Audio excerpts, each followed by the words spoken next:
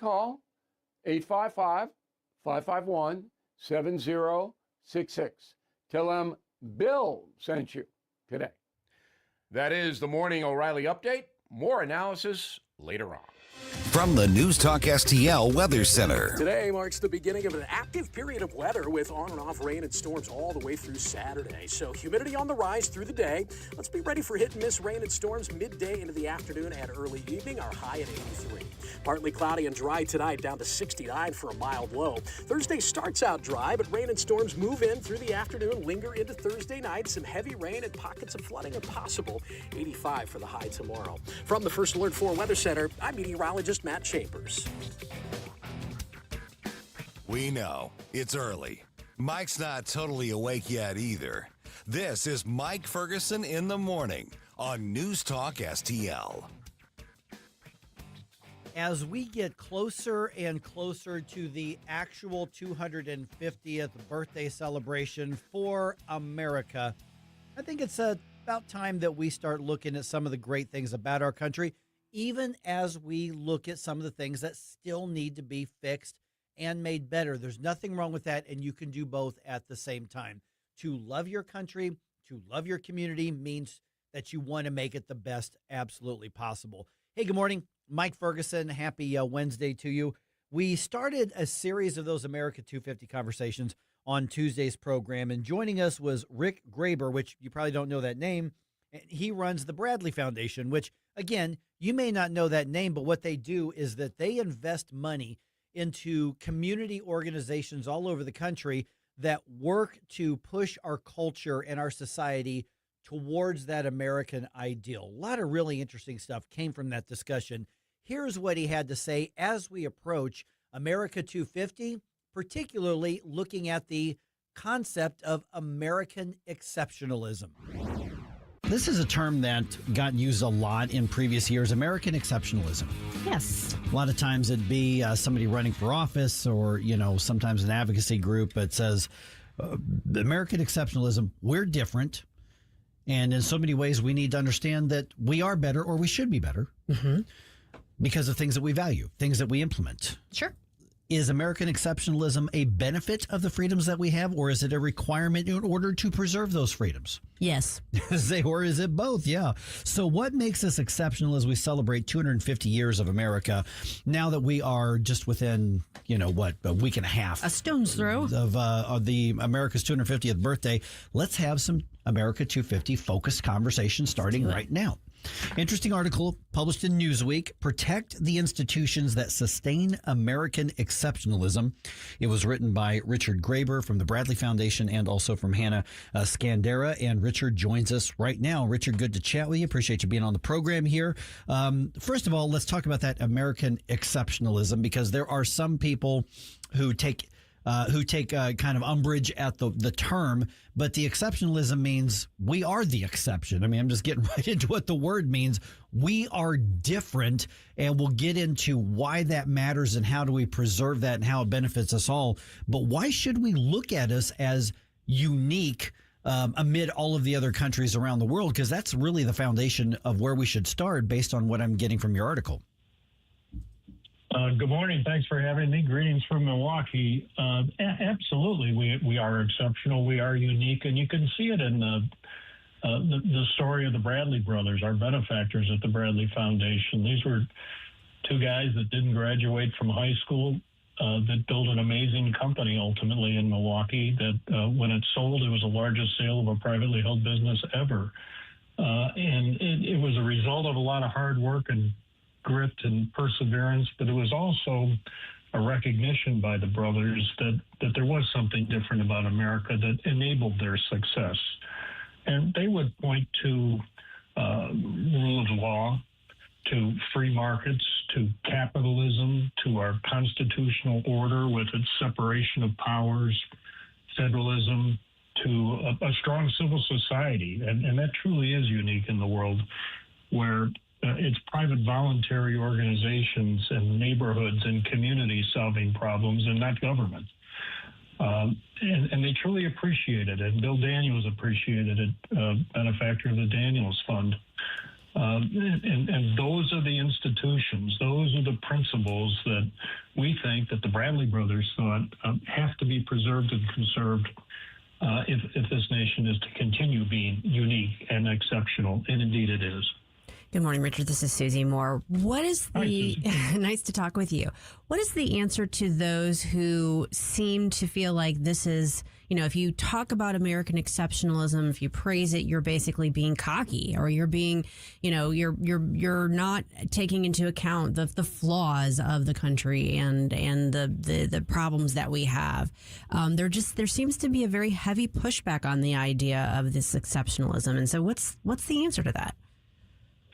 Well, of course, this country has been imperfect. There's no country that will ever be perfect, but there's more opportunity, there's more innovation, there's more entrepreneurship in this country than any other country on earth. And, as Americans, as we approach this 250th anniversary, we really should focus on the positive, on why it's great to be an American and why it is unique and different than the rest of the world. I don't think it's cocky or being braggarts or anything like that. I think it's pride in America. And so often these days we retreat to our tribes. A lot of it's sown by rhetoric from the left and actions from the left. But let's be positive. Let's celebrate America. Let's celebrate the incredible successes and opportunities that we've had here and build on that instead of trying to tear everything down. We are visiting with Rick Graber from the Bradley Foundation. The article, which you can find at Newsweek, is Protect the Institutions That Sustain American Exceptionalism. I want to follow up on one of the things you just listed a second ago, and that would be the civil society, because a lot of times these discussions immediately default to government. The great things about the Constitution, the ways that we're getting it right, the ways we're getting it wrong. But so often people look to government to solve the problems, which you alluded to just a little bit ago. And when we talk about civil society and those civil institutions, we're really talking more about like the heart and soul of what it is to be an American and not relying on government coercion for something. How do we identify and sustain those institutions as opposed to defaulting to a government authority? There's no silver bullet. And we have the organizations here in Milwaukee that the people that you don't read about, the people you don't see on TV, the people that every day go to work, oftentimes 24 hours a day, to help fellow citizens, to help their neighbors overcome a problem, whether it's an addiction problem, whether it's an education problem, you name it. And there are superstars in every single community in this country that are doing that.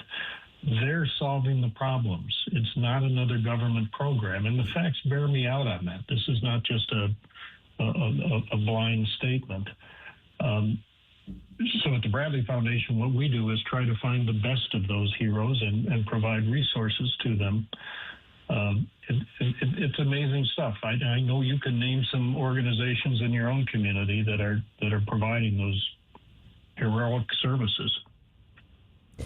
I think this kind of ties into that. I was thinking about the fact that, there's been such a loss of trust in so many of our major institutions, not just government. Although the government has done a bang-up job in that regard, but like media, the justice system, which is part of the government. But there's so many facets of the framework of our society that have taken hits because of, human failures and corruption and things like that.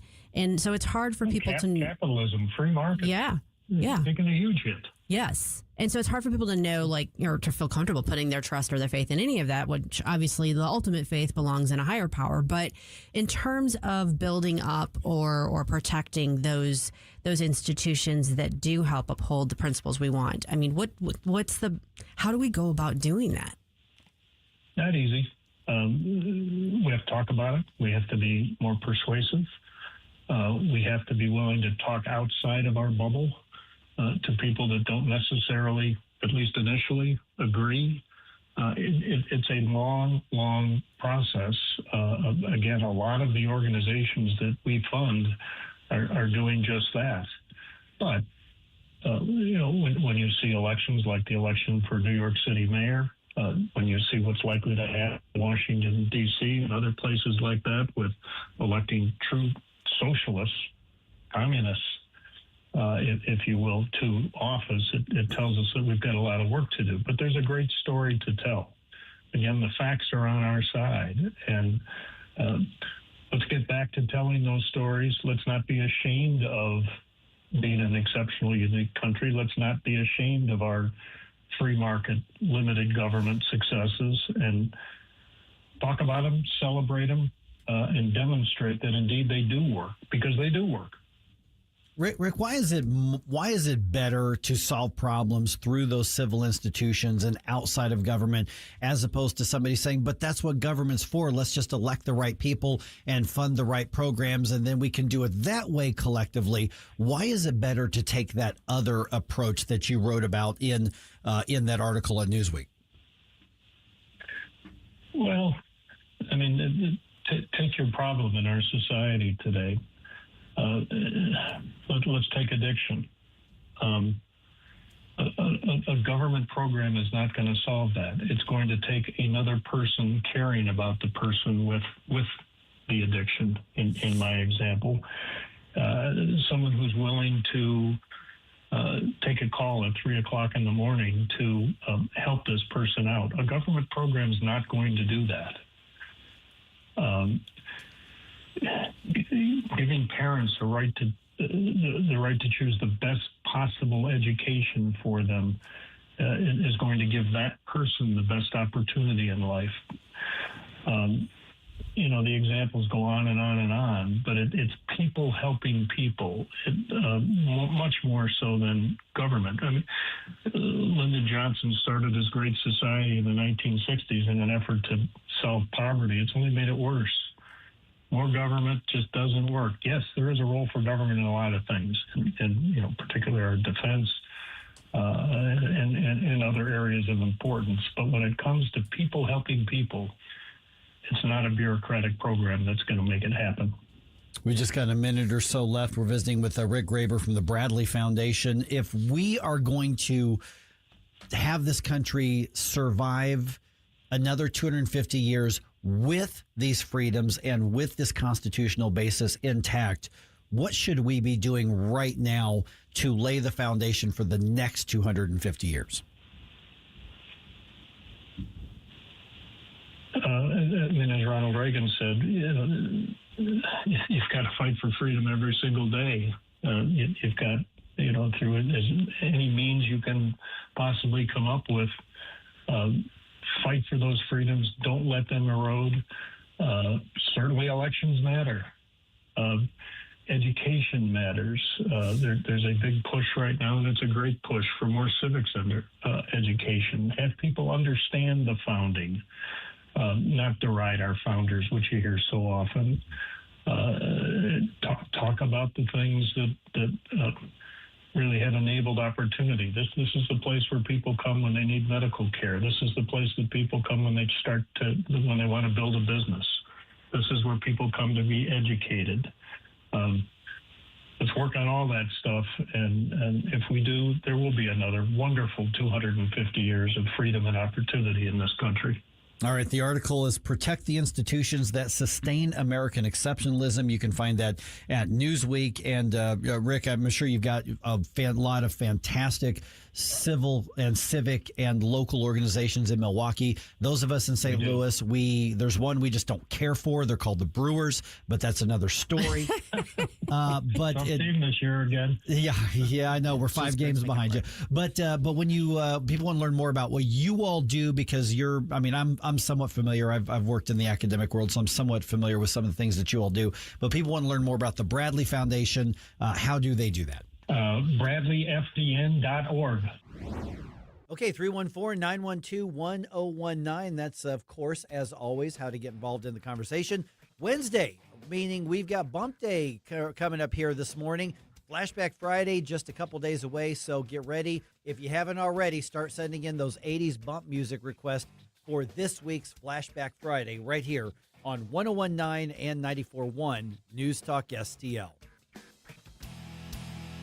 Free speech is alive and well in America. Thanks for taking my call. Right here. You know what's going on? Have a great awakening. You see through the smoke screen. It's cool to be woke. News Talk STL. Until it's not. News, analysis, opinion. Public schools, like public libraries, should be free and open to all. Open enrollment allows parents to choose the school that's the best fit for their children. Maybe another school has a wider curriculum, is bigger or smaller. Maybe a kid is being bullied and would be more comfortable at another school. 75% of parents favor open enrollment. Open enrollment programs now exist in 43 states, and Missouri should join them. Our next-door neighbor, Kansas, has one of the strongest open enrollment policies in the nation. Kansas parents are trusted with choices and options, while Missouri parents must move out of their home to change public schools. And it's a trend. Nationwide, the percentage of students going to their chosen public school has steadily increased. Assigning kids to schools based on their zip code is the old way. Open enrollment is a better way. Learn more at showmeinstitute.org. The Show Me Minute has been brought to you by Show Me Institute and Show Me Opportunity. Jamie Allman here, tossing and turning over retirement worries. You're not alone. 3 out of 4 Americans share your concern about having enough saved. But here's the thing. A comfortable retirement isn't out of reach, even if you're planning for 30 or 40 years ahead. Every day, Jeff Portman from the Gemini Wealth Group helps people avoid the critical mistakes that can derail their retirement. Build your path to financial confidence. Visit GeminiWealthGroup.com or call Jeff directly at 314-888-0123. Securities and advisory services offered through LPL Financial, a registered investment advisor. Member FINRA, SIPC. The Herzog Tomorrow Foundation provides private school tuition scholarships through Missouri's new Most Scholars program to cover the cost of accessible, high-quality schooling. Hi, this is Myella Esser with the Herzog Tomorrow Foundation. Our private school tuition scholarships wouldn't be possible without the support of generous Missouri taxpayers. If you're a Missouri taxpayer interested in redirecting your tax dollars and sending them to Missouri students in need of a better education, please contact me at herzogmostscholars.org. Better education for students creates a better tomorrow for all. Learn how you can help provide a better education for Missouri students at herzogmostscholars.org. That's herzogmostscholars.org. Also, sign up for The Lion, an initiative of the Herzog Foundation that carries articles covering a wide range of issues facing American families and culture. herzogfoundation.com. That's herzogfoundation.com.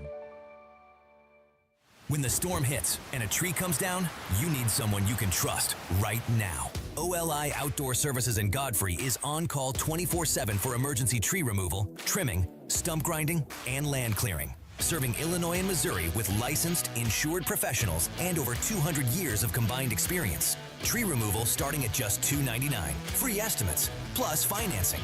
Visit OLIOutdoorServices.com or call 1-888-5-SAWING.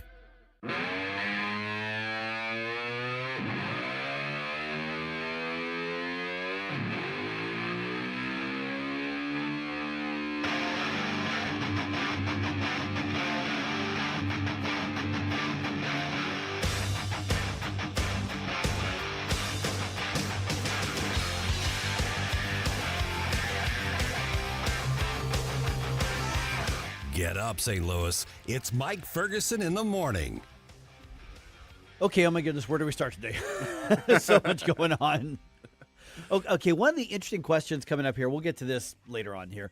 Attorney General Catherine Hanaway is suggesting that some police departments consolidate in the St. Louis region. Oh. Yeah, now this doesn't have any weight of law, and she's just speaking in terms of being the state's top prosecutor. And she's not suggesting any laws are be forced or any sort of like mergers or anything like that. She's just saying you guys got a lot of chiefs and a lot of administration and not enough police on the street in some areas of the St. Louis region. She's not specifically talking about just the city. But I think it's an interesting question because we've already got discussions about fire departments being consolidated on the eastern side of the county as well. So I want to kind of bounce that off people here just a little bit as well.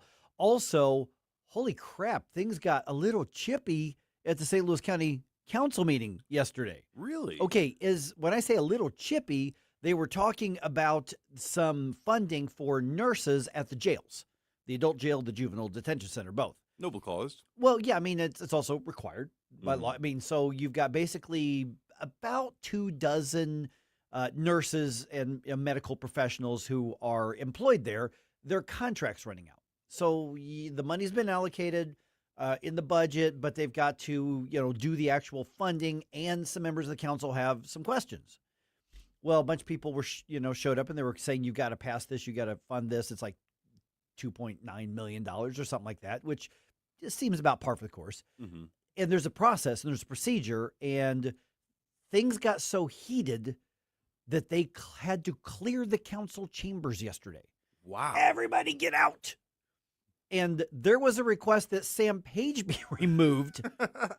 Now, he wasn't. Of course his name was going to pop up in the story. Well, because he and Chair Ritter Days apparently were going at each other on this. I mean, they were like having. Now, this is the council chambers, and the executive has definitely has a place there, but it's the county council meeting. And so somebody said, get that clown out of here. I think they probably said it more politely and more professionally and more diplomatically than that. More dignified, yeah. Probably a good thing I'm not on the county council, because I'd be the one going, get that clown out of here. He wasn't. You don't get out of here right now. Oh, yeah. I'm going to get myself in trouble. So we're going to get into that. I've actually got a couple calls out trying to get somebody at last second from the county council on the show. So we're going to try to get a first-person look at that. Okay. Not St. Louis, NewsTalkSTL birthday party, Friday. Yes. Cottleville. Yes. The question came up, weather forecast is looking a little sketchy. Now, first of all, the weather forecast has looked really sketchy on the last few things last couple weeks, turned out to be fine. Short answer is we're still planning on doing it. We're going to have a wait-and-see approach. We'll update you as the weather actually gets closer. Summer is here at Daniel's Farm and Greenhouses on Juggerman in St. Peters. Discover our breathtaking 55,000 square feet of greenhouses featuring 8,000 hanging baskets, hundreds of perennials, and 100,000 pots of colorful annuals. From vegetable plants to premium grass seed, mulch to herbs, our knowledgeable staff is ready to answer all your questions. Start spring off right with pansies, potted tulips, and everything your garden craves. Daniel's Farm and Greenhouses. Visit us today on Juggerman or online at danielsfarmandgreenhouses.com. JC's Wayback Machine. Next week is the 39th anniversary of the Betzer Pond Scum stunt. We'll take you all the way back to its origin and how it's popped up everywhere from New York City television to Regis on Millionaire. But why pond scum? You know, a guy called me that years ago. I never knew what he meant. Pond scum. And the shocking death of Jim Morrison next week in 1971. All brought to you by the Weber Automotive Group. It's JC's Wayback Machine. Every Saturday night, 6 to 9. On News Talk STL. Hi, Sandy. What's that? I'm reading up on this Amendment 4 on the August ballot. What's 4? Amendment 4 absurdly creates a new un-American minority veto power, but only for ballot issues that we citizens put on the ballot. Don't they say it'll protect conservative ideas? Truth gets in the way of their story. Amendment 4 would mean as few as 5% of the most liberal statewide voters in one congressional district could veto any good conservative idea or reform, even when a big majority supports it. That does sound un-American. How did that get on the ballot? The politicians put it there, and it would empower a small minority of liberals. They could stop funding for police, stop tax cuts, or any other common sense conservative policy we support. Only 5%? One district? That would make it nearly impossible to pass needed reforms or rein in politicians. Yep, Amendment 4 is a misguided power grab by politicians. I'm voting no on Amendment 4. Right. I'm not giving up my constitutional rights. It's a hard no on 4. Paid for by Missourians for Fair Governance.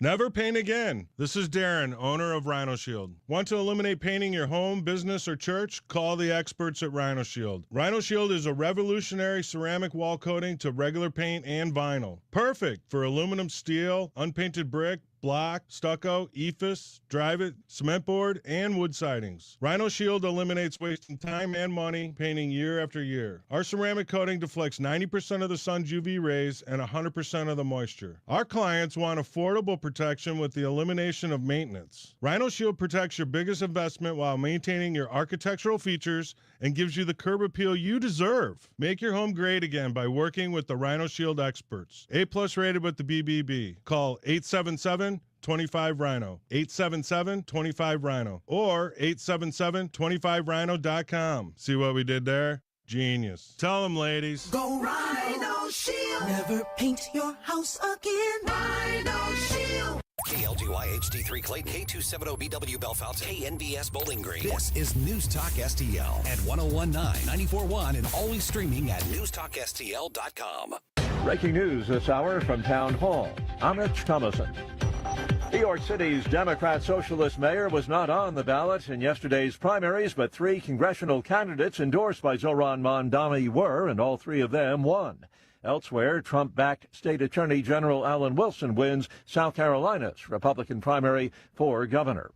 This is going to happen, the words of the head of the UN's nuclear agency, who says his inspectors will visit what's left of Iran's nuclear enrichment sites. President Trump says that when it comes to Iran's claims that no inspections have been agreed to, they're wrong. They know they're wrong. They told us inside, and we have it down 100%. Inspections. Following the lead of the House, the Senate has passed a war powers resolution demanding President Trump get congressional approval before any additional military action against Iran. The president dismisses that non-binding resolution as meaningless and poorly timed. 4 Republicans joining every Democrat in voting yes on that resolution. Today marks the 4th anniversary of the Supreme Court's repeal of Roe v. Wade. Marjorie Dannenfelser of Susan B. Anthony Pro-Life America says that now her group's attention turns to abortion pills. We have women who are receiving these drugs because of a Biden COVID hangover. The rules were dropped around the distribution of these drugs. There's no in-person visit to anybody associated with her health. She just gets it in the mail, or her boyfriend, her ex-husband, the guys at the fraternity, someone has those drugs and she gets them, and it's leading to disasters all over the country. Dannenfelser speaking with the Salem Radio Network. A federal judge in San Francisco is barring the feds from making immigration arrests at U.S. courthouses.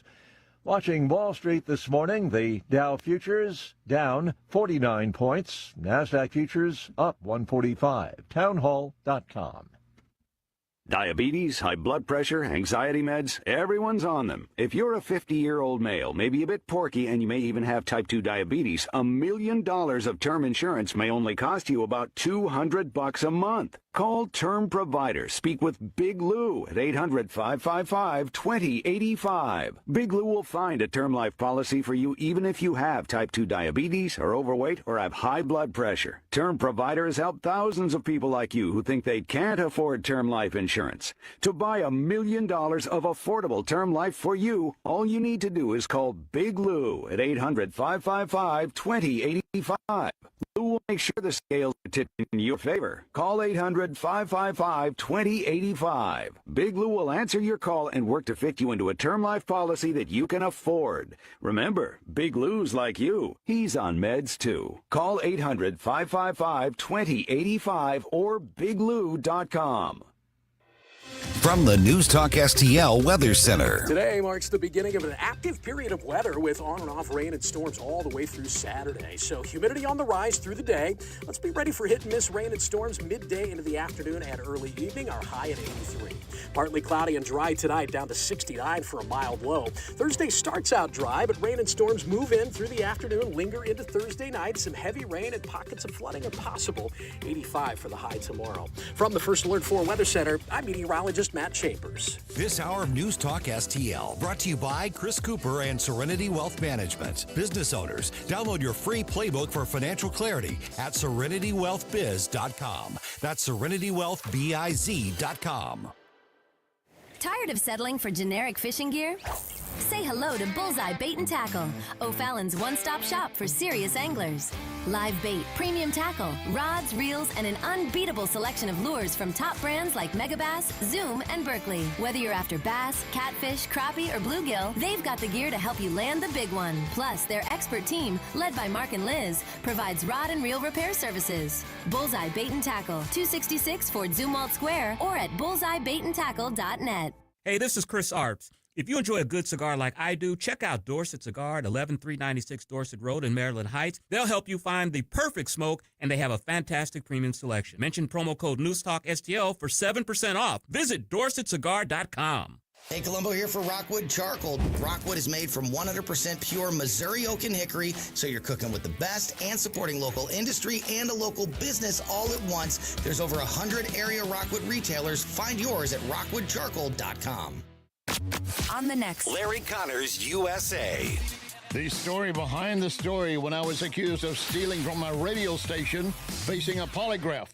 Larry Connors USA. Now weeknights 6 until 8 on News Talk STL. Mike Ferguson. Big guy, one of the biggest in the world. Susie Moore. Do you think he's ready? He's not ready. Get up, can't you hear the alarm? Get up, St. Louis. I have a feeling that by the end of this evening, I'm going to be blamed for everything. Mike Ferguson in the morning on News Talk STL. Oh boy, things got a little ugly at the St. Louis County Council meeting last night. Yes, they did. So I'll give you the basic details. We'll dig into it just a little bit later on. I'll just kind of pull the curtain back a little bit. I'm trying to get one of the county council members on it, so they're waking up to my text messages right now. Moving pieces, parts. A little bit going on. So what happened is at one point last night or yesterday, they everybody out. They cleared the county council chambers. You know it's getting chippy when they clear the room. Oh, my goodness. They were clearing the move because apparently some of the folks on the council and some of the people in the audience, they were chirping at each other. And it got a little ugly, got a little personal. And then Rita Days, the chair of the county council, and Sam Page got into it as well. And it got apparently, I don't know how out of control or whether it was just, hey, you're being unprofessional, or, oh my goodness, start rolling the entrance music for the for the Royal Rumble or whatever. I don't know. But at issue is about $3 million, a little under $3 million of funding for medical professionals at the jails. Okay. Which is a totally legitimate big deal. Yeah. I mean, that's a serious issue. But there are a bunch of people who were, testifying in, public comment section, and they were like, we cannot believe that this isn't funded yet. They're going to go to a skeleton crew for a while, that sort of thing. And then you got the county council saying, yeah, we're trying to meet with the health director, and we need some questions answered because we're $40 million in the hole in our spending right now. Right. And so both sides have, from the news coverage at least, both sides seem to have very valid concerns. Mm-hmm. And then it got ugly and got personal and everything going along with that. So we're going to dig into that just a little bit. Hopefully I can get, somebody who was there to be a part of that discussion here. Okay. Here's an interesting thing as well. I found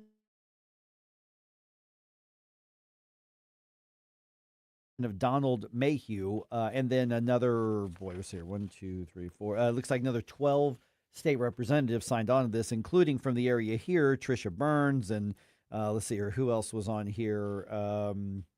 John Simmons, and let's see here, there's Louis Riggs and some others that were signed on. They're asking the governor for a special session. For? Data centers. Interesting. Yeah, this is interesting. Not so much about are they legal or illegal. It's not about that. But this is one of those areas where I'm a little leery of special sessions because I think they should be for extraordinary circumstances only that must be dealt with right now. Mm-hmm. Okay, so let's look at what's happening. Festus, Troy, Warrenton, all these other areas. I say Troy, Lincoln County. And looking at all these other areas, and the questions that are being wrestled with have to do with a lot of infrastructure and land use and property rights and all of this sort of stuff. Sure. So the state representatives who have signed on to this are saying state law doesn't address these things. Basically, the technology is way ahead of where the state law is and where the guidelines are. Okay. That's what I'm reading from Don's letter here. Excuse me, Representative Mayhew's letter here. So I think that's worthy of discussion. Now, the other question is, okay, if you're going to call a special session, they're supposed to be incredibly narrowly tailored, as in this is the specific thing we're going to address. Yeah. And then the other part of that is, why can't it wait until January to go through the full process? Well, they may have, plenty of other agenda items on tap for that. I guess I'm not clear about what the purpose of the session would be, because it sounds like they're still in we need to figure out how to do this mode, as opposed to we have a plan and it's important that we go ahead and move on it. Yeah, I don't sense that there's a clear plan. I think it's we need to address it, but I don't see that there's... Do you call a special session for basically a study session? I mean, it doesn't... Yeah, I think you can appoint a work group and a commission to do that. Yeah, that's... So I'm not saying that it's not an important issue. I'm saying I'm a little unclear as to why this is the mechanism that you go to for this. And I'm feeling a little bit of frustration already because all of the key legislative items that were like top agenda, even the ones that got passed, are being, are stalling out now because of... Because our side can't message worth a crap? Yeah. Did I say that out loud? I'm sorry. Yeah. Not sorry. So not sorry. it's like... I said it, but I'm not sorry. Okay, so you get something done during a special session, like what? I don't know. I'm skeptical right now. Here's the other aspect, and not to add to your skepticism, but let me throw a little fuel onto your fire there. Okay. We did a special session last year. Mm-hmm. How'd that work out? Yeah, what was that for? The corporate welfare for the ball teams in Kansas City. And it ended up being a phenomenal debacle that turned into a stupid property tax thing that's likely going to be struck down. Well, actually has been. A lot of it has been struck down by the courts because it was such a joke. Because they were the Republican-controlled legislature was so intent on handing out money to the Chiefs and the Royals that they ended up with this bizarre tax thing that treated different counties different ways. Yeah, well, it seems to me like that one went down in flames, like for good reason. I mean, in other words, totally good like reason. At least it worked out. It probably worked out to the benefit of the state, even though that's not what they ostensibly were trying to go for. Right, exactly. So special sessions can go a variety of ways. And here's the thing: is the concerns being brought up as far as like essentially what Representative Mayhew and those who have signed on. What they're arguing is the state needs to set the guidelines and what the lanes are and are not and what's going to be required under state law for these things as far as water usage and infrastructure and energy usage and things like that. Okay, well, that's legit. I think that's legit. I don't know, and I'm willing to be convinced that it can't wait until January. It seems to me like it's something that should be studied and come up with first before you try to move legislation. Okay. Yeah. I mean, because a special session, that is, we have something that the decision we may need to make right now. Right. Redistricting was one of those. Yeah, that was another one. Yeah, that's right. That was like it had a clear goal in mind. Right. It had a purpose, and they got it done. Yeah, okay. There was a lot of question. I mean, that was very partisan. I mean, it's like, does it have to be done right now? Well, yeah. Why? Well, Donald Trump told us to. I mean, I don't know that. Well, no, it needed to be done. It needed to be done when it was done, if it was going to be done, in order to be effective for this election cycle. Right. Yeah. I mean, it was. Yeah. But you're right. It was. Here's the goal. Here's the. We have a deadline to do it. So whether you agreed with it or not, at least it made sense that they were doing it that way. Yeah. And these are huge questions they're talking about. Yeah. Because the laws that they're referring to when it comes to economic development and all this kind of stuff, infrastructure and energy and all this, we have laws on the books about them, but they may be antiquated because technology is changing so fast. I mean, and the economy is changing so fast, and so I think that's a very legitimate thing to bring up. I'm not convinced that a special session is the way to do it, but I'm open to the arguments. Yeah, I'm with you on that. I don't see how that, to me, this doesn't seem as much like, it seems like we're backing into it somehow. Yeah. I mean, and certainly there's an incentive to do something. Yeah. I mean, I get that, but I would rather do it right than do it fast. Correct. Yeah. So some of you state lawmakers here, you're going to be getting a text from me or call from you later on today because I just found this morning here.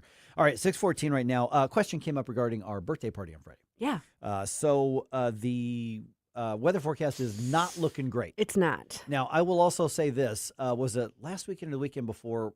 We all were convinced that we were going to get washed out of Riverport because of the incoming storm, and it was clear skies and beautiful weather. A few days before that, we knew that we were going to be building arcs, and for the most part, the St. Louis Metro got some spotty showers. Correct. So we are planning to have a party.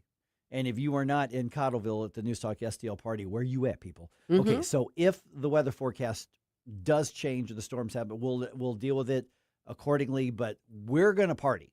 All right. Maybe we're going to be a little rained on if we party. Maybe not, but we're going to party in Cottleville. Okay. So NewsTalkSTL.com, you're going to get all that information on there as well. So we're watching the forecast just like everybody else. But literally in the last 3 weeks, we've had, 2 or 3 things where we're like, brace for this one, people. And it went around the metro area completely. Right. Yeah. So, you just never know with Mother Nature. Right. Precisely. So we'll keep you posted on that as well. The Supreme Court did hand down some decisions yesterday. Actually, there were 5 of them that it handed down because there's, running out of time to do it all. But I'm going to kind of go over what they did, and we'll let you know what they mean. Making cold mind to fight your war. Stop it right now. I have had enough of this. Turn my eyes to your indifference. Stop it right now before you blow us all away. Get up, can't you hear the alarm? Yo, this is Vic. Vic for Vets is proudly honoring our veterans. Every Wednesday at 11:05, you'll hear about that day's honoree and their incredible service to our country. Hi, it's Ken. You want to nominate a veteran? Send their name, service information, and story to me, Ken, at NewsTalkSTL.com. Brought to you by Heroes Care, Alamo Military Collectibles, Gemini Wealth Group, Michael's Funeral Home, and Freddie's Market. Together, let's celebrate the heroes in our community, Vic for Vets, where honor meets gratitude. Tim Jones here to introduce you to your new favorite roofing company, Corel Roofing. There were 4 major storms last year. Did your roof take a hit? Do you even know? Most homeowner insurance policies require claims to be filed within 1 year, so time's running out for a closer look. At Corel Roofing Company, you get a local roofing specialist who will advocate for you every step of the way. Give yourself peace of mind. Schedule your roof inspection today with Corel Roofing at CorelRoofingCo.com. That's CorelRoofingCo.com. Cards fans ready to dress for the occasion? Well, Friday, June 26th, as the Cardinals take on the Miami Marlins, you'll get a brand new all-over Prince shirt. But that's just the start. You'll also get the matching shorts, too. It's not just a shirt, but a full summer set that brings a tropical twist to game night and makes waves in the stands. Available in medium and XL while supplies last. More details and tickets now at cardinals.com/promotions. The weekend starts here. Grab your crew and kick it off at Friday Night Live at Busch Stadium. Every Friday night home game, Budweiser Terrace turns into the hottest happy hour in the Lou with $5 beers, $5 hot dogs, $7 margaritas, live music, and more all game long. Meet up with friends, soak in the energy, and keep the night going with baseball under the lights. Good vibes, great deals, your new Friday tradition. Get tickets now at Cardinals.com. This hour of Mike Ferguson in the Morning is brought to you by Stifel. Request a portfolio review from your Stifel financial advisor at Stifel.com. That's STIFEL.com.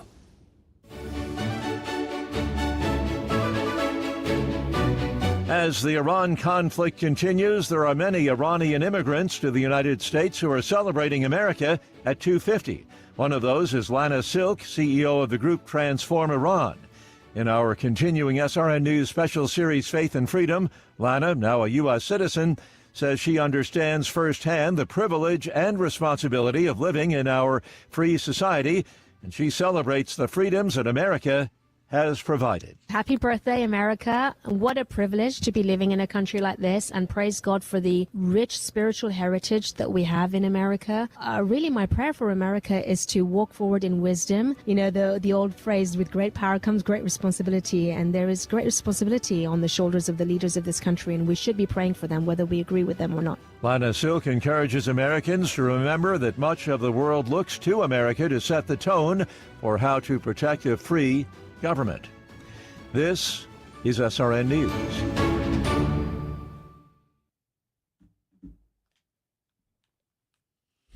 All right. The Supremes handed down some decisions on Tuesday. The Supremes. That's right. So which are the biggest ones? So again, I want to remind everybody just behind the scenes here, when it turns out it's hand down day, I'm not saying that anybody would like try to annoy Susie and go, hey, look at this video of a dog that popped up on my reels. Nobody would do that. I'm not saying that. Just because Susie. All I know is that yesterday you actually, I think, figured out what I was doing because there was none of that. And because I was like, we had there was a tech in there working on the computer stuff, and I was like in the zone. She was totally in the zone because it was, when you get the notice there's going to be a hand down, again, they don't tell you how many or which cases. You just got to wait till they come. Correct. And you were kind of like, whoa, there's a lot of these. It was like somebody in the garage, like, that's a lot of puppies. We didn't know that many. And here they come. It was like, there's 3 boxes because they release them in boxes. So if there's multiple boxes, there's like either one real, several really big opinions or multiple opinions. Right. Process of elimination, we knew there was going to be a lot because they had 17 left to go and they're done next week. Yeah. So, and we know that they were doing yesterday, they're doing Thursday, and they're doing next Tuesday. Oh, this coming Thursday? Yes. Okay. Yeah, tomorrow. Yeah. So when I'm like, don't mess with me tomorrow morning, same thing. So it was like inevitable they were going to be handing down like 5 or 6 of them. Okay, so let's go through kind of working up to the bigger ones that matter. So let's go over what actually happened so people get at least the digest, and I'm sure they can look it up. You wrote some on RedState on some of these. And it did. Yeah. So, there definitely are, like 7 or 8 really big ones that we're waiting on, like birthright citizenship, TPS, does temporary mean temporary, the vampire gun rule out of Hawaii. And I figured odds were that we were going to get at least one of the big ones yesterday, and we didn't. They still managed to kind of like tiptoe through those, but we did get 5 decisions. And so real quick, I'm just going to give you a really quick overview of the ones that probably aren't going to be of consequence to most people. The first one had to do with plaintiffs who were practitioners of the Falun Gong religion, who said they were persecuted by the Chinese government and that Cisco Systems helped in that, and they wanted to bring a lawsuit, and they basically said, you can't use this statute to bring this lawsuit. Okay. That's all that was. Yeah. Okay. Then there was one that had to do with whether U.S. nationals can bring a lawsuit. But hang on, did something just happen? Yeah. Okay, let's try it again there. Whether U.S. nationals could bring a lawsuit about against anyone who traffics in property confiscated by the Cuban government. So we had the Chinese, we had the Cubans. Okay. Those were those 2. Got it. Then there was one about a Louisiana man who wanted to sue prison officials who shaved his head even after he showed them a copy of a court ruling that allowed him to keep his long hair for religious reasons. Right. He's a Rastafarian. Yeah, Rastafarian guy. I actually found that to be kind of interesting. It is an interesting one. Yeah. And I think Joe Cunningham, our Louisiana expert, I think he may write something up on that because it does have some interesting implications. Because the Supreme Court ruled, basically, as I understand it, they didn't rule in his favor. No, they basically said he didn't, there wasn't a special cause of action. There's limitations on how public employees and government entities can be sued. It's sovereign immunity. So there usually has to be like spelled out exceptions as to when and how they can be sued. And basically they were saying this doesn't really fall into. So they weren't ruling on whether or not his religious rights were violated. They were ruling on, was he able to sue for this? Because he was claiming, there's you don't have to be my religion to have religious rights, Correct. Yeah. Again, this wasn't so much on the validity of or the merits of his claim as much as it was whether procedurally he had the right mechanism that he pursued in order to do it. Okay. So those were all kind of procedural rulings. The one that got some attention was Pung versus Isabella County. This was the couple in Michigan that had a tax dispute with the county, and their property was taken and sold at auction. Right. It was sold for far less than market value. They were given the difference between, because they only owed like $2,200. Yeah, we're having some issues there. Soros the Gremlin. I guess I'll keep talking. Just yell real loud so all of St. Louis I can hear project. you. Yes. I can totally project. You want me to try this one? Yeah, let's do that All one. right. Here, I can move.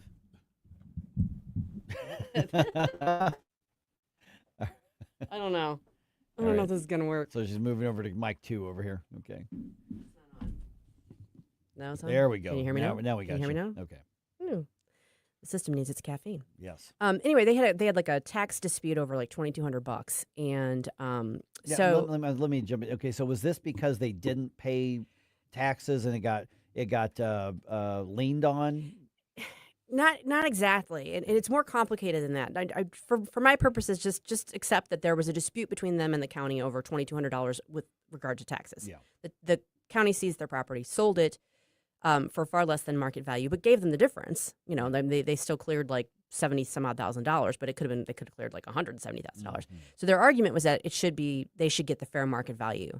And the Supreme Court says, no, the Constitution doesn't have anything to do about like fair market value. It just says you're entitled to whatever proceeds there are. Okay. And they said, but that assumes that the sale was done fairly and done properly. And we're not judging whether or not that happened here. We're sending it back for the lower courts to determine whether or not this sale was actually valid to begin with. And it may not have been, because apparently they had already had this dispute resolved and the county like blew past it and went after them again. I think Pacific Legal was part of the team representing that family, because I got an email from them and they were not happy with the ruling at all. Yeah, but I think that there's a good reason for it, and I will say this. Like, think about it this way. If every time, I mean, there's a long history precedent of sales for tax auctions, that sort of thing. If you have to dial it into fair market value, then a lot of times the tax authority is basically going to lose its money. You're injecting a big variable into it, and if you look at the wording of the Constitution, it's not in there. So that would be reading into it an element of fairness that's just not there. So, and the bottom line is it's not the end of the road for them, because they can challenge whether or not the sale should have ever happened to begin with. And it sounds like they may have pretty good grounds for that. Okay. So not the end of it. But the one that I wrote up that I actually spent a little bit of time with was Blanche versus Lau. This has to do with a Chinese national who was here. He was a lawful permanent resident. He had a green card. He was accused of counterfeiting. What was it called? Counterfeit. There's a word for it. Basically, like fake clothing. Okay. Fake Gucci purses. Imagine that. Yeah. Anyway, he was counterfeit stuff. Counterfeit stuff. Yeah. He was charged with that. He left the country before he went to trial on that. But he did come back. But at the border, when he came back, they said, well, there's this charge. So they paroled him into the country instead of treating him as somebody who was lawfully admitted, which, they still let him come into the country. But the bottom line is it made it easier to remove him then. And he's saying, no, I was a green card holder. You should have had to have a higher standard of proof to treat me like someone who could be removed. And they said, no, you're charged with a crime of moral turpitude, which he ultimately pled guilty to, by the way. And the court said, yeah, the border people don't have to, at the border, come up with like a trial situation where they're going, oh, we've got clear and convincing evidence. If the person in question has been charged with or convicted of committing this crime, they don't have to be treated like, with kid gloves. So it doesn't basically require a conviction. It just, the charges can weigh in on this. I think it ultimately does. So here's the thing. It was in the process, so you can't backdate it. But had he been exonerated, then that might have been, or, not found guilty or not pleaded guilty, that might be a different equation. You have to have committed the crime, but they aren't, the border officials aren't charged with making that determination, like a legal determination at the moment of entry. That's a standard that's not there. So they basically, the Supreme Court basically said the Second Circuit got it wrong, and they, it was okay to remove this guy. So it was okay to remove this guy. So this would be a win for the Trump administration's policies then. Correct. I mean, it all unfolded years ago, but they, because it was argued this term before the Supreme Court, the Trump administration was the one arguing for, you shouldn't have this additional standard that you have to meet at, while you're evaluating someone coming back into the country. Yeah, so the idea of innocent until proven guilty is a criminal thing, but that isn't necessarily an immigration thing. Correct. Okay. Yeah, that's a very good way of putting it. Yeah.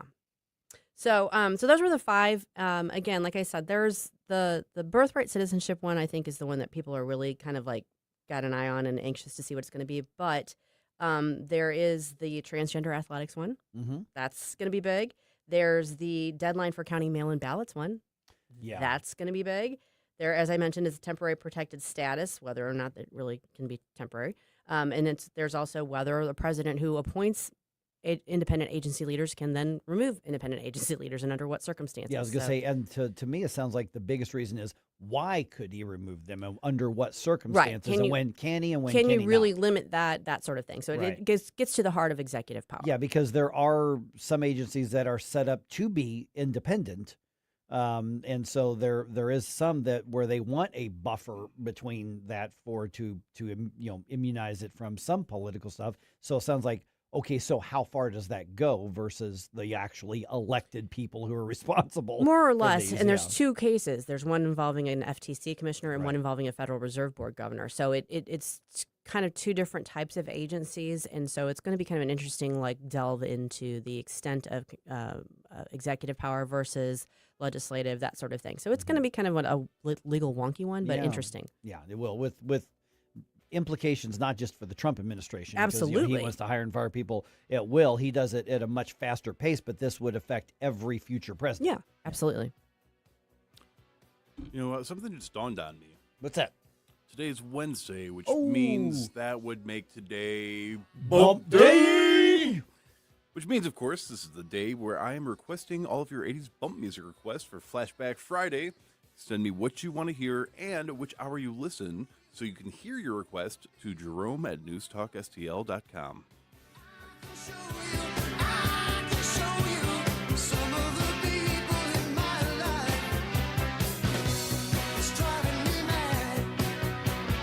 Mike Ferguson in the morning They were drinking water out of the toilet. on News Talk STL.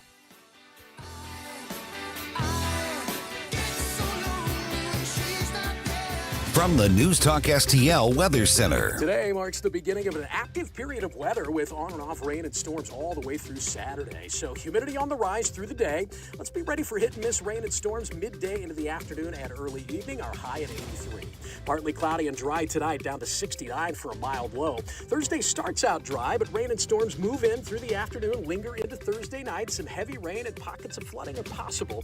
85 for the high tomorrow. From the First Alert 4 Weather Center, I'm meteorologist Matt Chambers. Hi, it's Ken Williams, and my favorite capriotti sandwich is the Capistrami. You've got hot pastrami, melty Swiss cheese, crunchy coleslaw, and zesty Russian dressing. What else do you need? I love capriottis, and you will too. On Manchester at McKnight and Rock Hill, and now in Creve Coeur on Olive, just 1 mile west of 270. Tim Jones here from my great friends at Comprehensive Chiropractic, the premier chiropractic and sports performance facility in the region. How do I know? Simply put, they've helped me on many occasions. Here's another solution to your everyday aches and pains. The Studio Health and Wellness Center. Services include Pilates and yoga, both with certified instructors. I can also highly recommend the massage therapy, which is not an indulgence. It's a proven method of healing and restoration. Trust my friends at Comprehensive Chiropractic in Eureka. CChiropractic.com. That's CChiropractic.com. This is a special alert to all Americans who own a vehicle with less than 200,000 miles with an auto warranty about to expire or with no warranty coverage at all. Due to a decline in the economy, CarShield is announcing a low-cost month-to-month vehicle protection plan that is now available to the public to save any driver out-of-pocket expenses on future auto repairs. Call now to find out how you can pay almost nothing for covered auto repairs. Yes, you heard that correctly. Pay almost nothing for covered auto repairs. An open phone line has been established for all drivers to call for a free quick quote. Call 800-478-6430 now. Drivers who are covered will not have to pay for covered repairs again. This protection plan is at an all-time low. Additionally, drivers who activate this vehicle protection today will also receive free roadside assistance, free towing, and car rental options at no additional cost. Call us for your free quick quote today.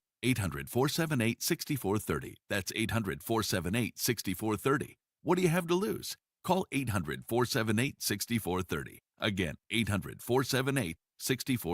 News, analysis, opinion. The midterms are coming up. This is a tough political environment. We have Democrats that are more interested in protecting illegals and criminals. 101.9 and 94.1 News Talk STL.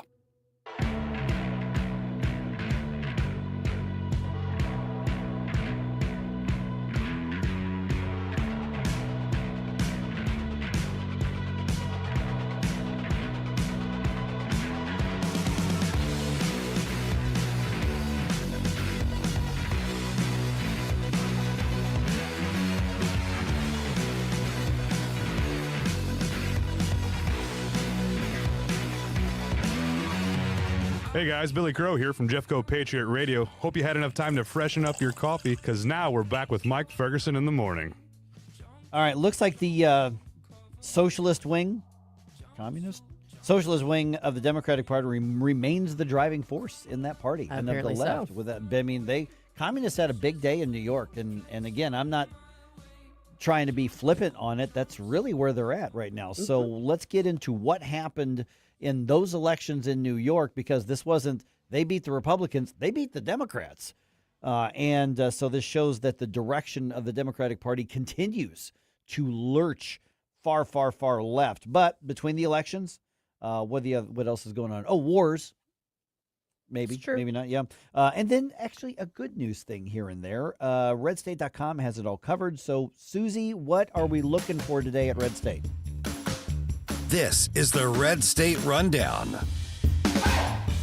First up today from Red State, from Jerry Wilson, we've got introducing a radical new concept. Sports reporting actually reporting on sports.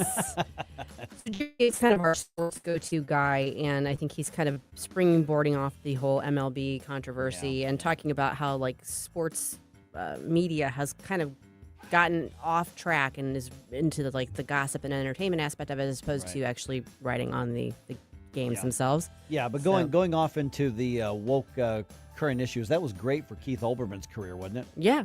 Look how far he's come. See, Jerome, there was this guy named Keith Olbermann once. Nobody's ever heard of him for years. This is an interesting one from Bob Hogue. It's a VIP article. It's titled "The Death of the Teen Summer Job and How Progressive Policies Helped Kill It." So Bob's just kind of taking a closer look at, how different it is now and how much harder it is for teens to get just basic entry-level jobs because of the way that, the insistence on raising the minimum wage and all that sort of kind of the thing that killed work study and killed internships. Yep. And then Bob has also got this one. Former LAFD chief hits Karen Bass with blistering defamation suit alleging the mayor lied through her teeth. So this is the continued fallout from the fires, and basically the fire chief got thrown under the bus by Karen Bass, and now she's clapping back. Yeah, and this is kind of like that meme with the Spider-Man pointing at himself. Yes. It's like, no, you're the lying, corrupt one. I know you are, but what am I? I'm with the chief on this one, just for what it's worth. I think she did get thrown under the bus, and so good for her. This is the same chief who was like, well, if you need me to carry you out of a burning house, well, you got yourself in that situation. That wasn't her. That wasn't her? No, this was a different one. This is a different one. Okay, all right. Glad to clarify that, yeah. So, what a mess. And I think, I'm going to guess Karen Bass is about to get reelected. Well, yeah. I mean, because it's her against, like, Nithya. Another, So I think Karen Bass is. Yeah, I think between the two of them, Karen probably does better than Nithya. But, I mean, who knows? Yeah. All right. Jerome and I were talking, a little bit before we went on the air, and I told him, I said, this whole thing in New York was interesting because you had some leftist Congress critters get replaced by fringe leftist, avowed socialist leftist. And you referenced that line in one of the Star Wars movies, basically, with thunderous applause. This is how democracy dies, with thunderous applause, which was one of the best lines in a movie, that I've seen written in the last who knows how many years. That was a great, great, great line. But I was watching some of the video of the, let's be honest, a lot of the younger Democratic voters really excited about these communists. And just, I mean, we're talking terrorist embracing, hugging communists that won. And it brings up a couple questions. One is, does this just confirm what we in right-wing media has been saying is like, listen, the Democratic Party are full-on admitted socialist at this point, and this is the direction. Is Zoran Mamdani the new face of the left and the face of the Democratic Party in America? I think it's a fair question to ask. I will say that my first tweet this morning was, if I hadn't left the Democratic Party 22 years ago, I'd be running like hell from it now. So let's look at what happened here, because we're not talking about, they took another little step to the left. That ain't it. It's not just a step to the left. It's a giant leap, Rocky Horror. I said that and I was almost hearing the music to Rocky Horror Picture Show. That's what I just said. It was a giant leap, Rocky Horror. That's right. So let's go over, because I knew you were writing and you were following this last night on Red State. I was. Yeah, what do we got? I was the editor on the desk. So the big news out of New York, of course, was Dan Goldman, who I can't stand. I mean, he's Right. like one of the most odious creatures I've ever encountered. But he got ousted by Brad Lander in a district that has a very heavy Jewish population, but apparently, Goldman wasn't anti-Israel enough, and Lander is, even though he's Jewish too. They're both Jewish, but it didn't matter. You had to be pro-Palestinian, I guess, to And it wasn't get even the just approval. pro-Palestinian. It was like an anti-Israel. Yeah, anti-Israel, anti-Jewish, and essentially pro-Hamas, basically, to some degree. Yeah, and Lander has played that game, so Yeah. goody. He gets to, I guess, take it. So it's like, it's not that I'm sad to see Goldman go, because as I said, I think he's odious, but Lander's not an improvement by any stretch. He's just a far left activist, and if the name sounds vaguely familiar, he's like the comptroller. He's the one who kind of got like carried out of he was there over immigration enforcement and like getting carried out by ICE officers because he was mixing it up with them and getting in their faces and stuff. Was this at the one in New Jersey where? No, not at the New Jersey facility. This was he's in New York. In New York, okay. Yeah. But yeah, so he got there was a scuffle maybe 6 months ago that he was in the middle of. So that's street cred to a lot of these fringe voters. Well, right. No, and he's very much in the Mamdani camp. Another one of his Mamdani's handpicked, and I can't think of her name, but she's the one who's basically saying she needed a napkin, so she reached for the American flag. I mean, these people hate America and hate the Democratic Party, but they're part of the Democratic Party. I saw, what's his name? Jamie, who's the Democratic, it's not Harrison. I don't know. One of the DNC folks was like, hey, if you hate a party, maybe you shouldn't be part of that party. And it's like, sorry, buddy, too late. They're yours. Chevalier was one. Yeah. Well, didn't she lose? Let's see here. New York 13, Mamdani-backed Chevalier wins primary. Okay, But check out who likely put over. Yeah, so, yeah. Bottom line is... Yeah, Daria Liza Avila Chevalier. Okay. Moved on to the general election, where these are very, very blue districts, so, she's going to be the next Congress. Yeah, there was never going to be a Republican in the mix. It's just that the Democrats that they're picking are the far left progressive variety, the Marxists. And so, we're just seeing that over and over. She beat the chair of the Congressional Hispanic Caucus. Correct. Yeah. Yeah, it's a heavy Hispanic district, and yet the chair of the caucus got ousted. So are the identity politics not what they used to be in American politics, and it's ideological tribe now? I think that what is trumping everything, pun intended, is because the progressive left and the Mamdani wing, the AOC wing, is seen as being the most strident pushback against Donald Trump and the right wing. That's what people are gravitating towards. I think it's an anti-Trump movement almost as much as anything else. Okay. And then it's got the overlay of the progressive Marxist policies, the wokeness, it just kind of all goes hand in hand. But I think the energy is in large part coming because these are the people that are pushing back against the establishment, which has gone along in some respects with, kind of the traditional political, back and forth. Yeah, it's still so fascinating because I still don't believe, and some of our Democratic and leftist viewers and listeners, you guys please chime in on this.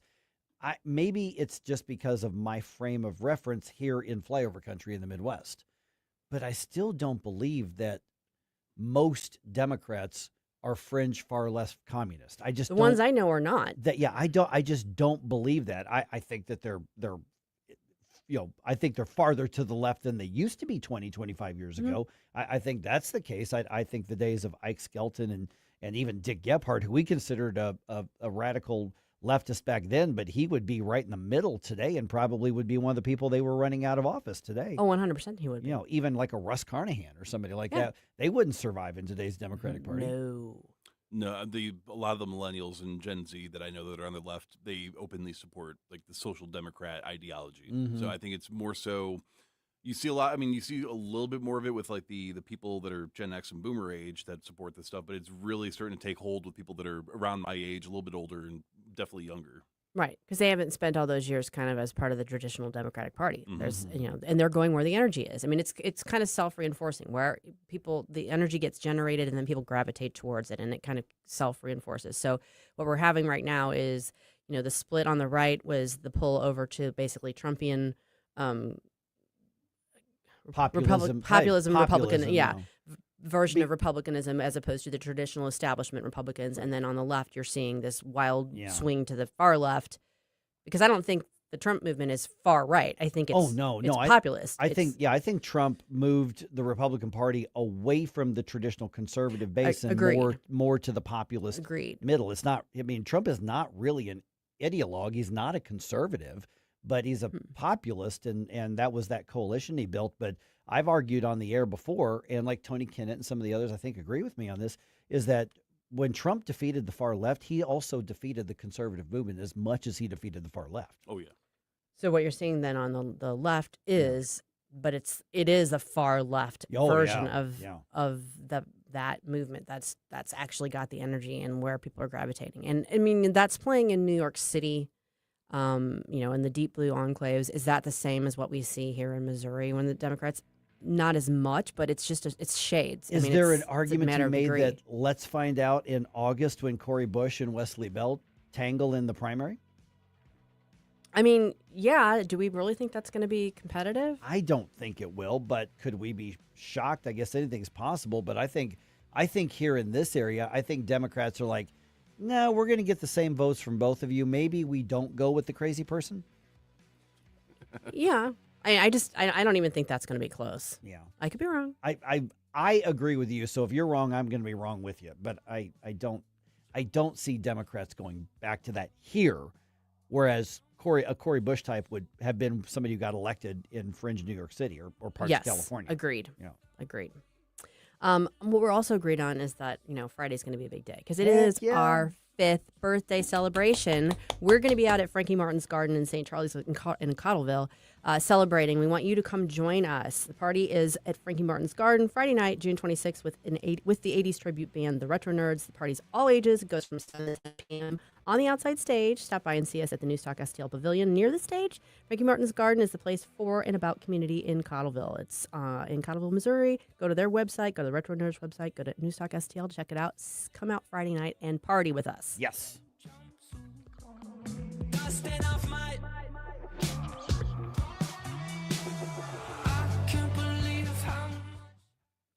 All right, you guys have heard me talk about windows before in Window World. Well, I am back to talk to you about them again because they are one of only 2 replacement windows with the Good Housekeeping Seal of Approval, and they're ranked number 1 in the country for number of windows sold by Qualified Remodeler magazine. They've been doing this for over 20 years. They've been helping to improve the look and energy efficiency of more than 80,000 homes right here in St. Louis. And the St. Louis location has been owned, operated, and managed by born and raised St. Louisans for more than 23 years. So if you've been thinking about new windows, you can call today for a free home estimate at 1-800-GET-WINDOWS. What I like about Window World is the product itself. Their windows are durable, they're secure, they're energy efficient, and they're built with double-strength glass, which is something you don't typically see in replacement windows. And you're covered with a lifetime warranty, which includes parts, glass, breakage, and labor. That is a big deal. They don't just do windows either. Window World can also help with siding and doors, basically everything on the exterior of your home except roofs or garage doors. And here's something a lot of companies don't offer. Their customer service team is available 7 days a week. That means including weekends.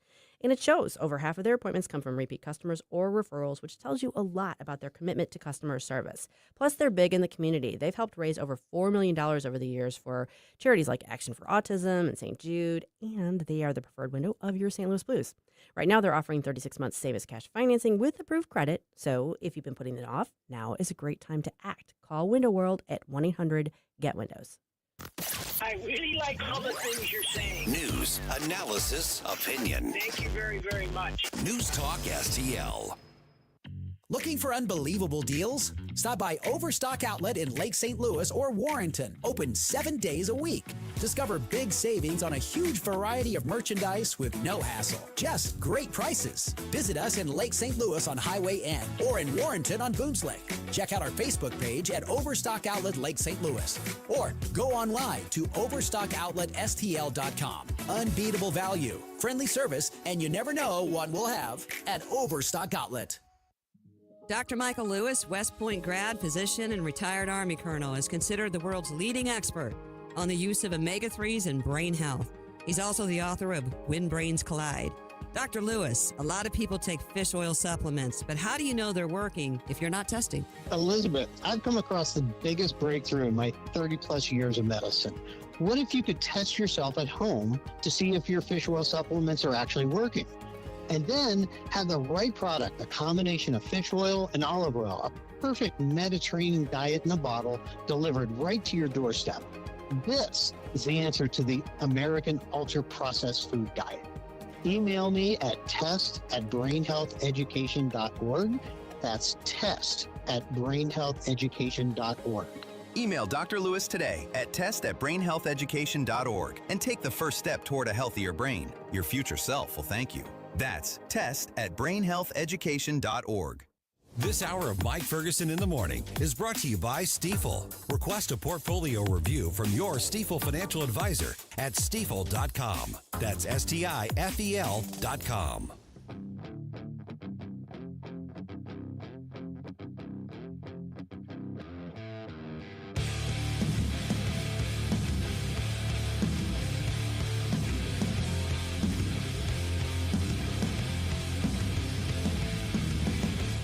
I love that you're starting your day off right with Mike Ferguson in the Morning. It's your boy Joe Pags. Talk to you tonight, but now let's get back to Mike.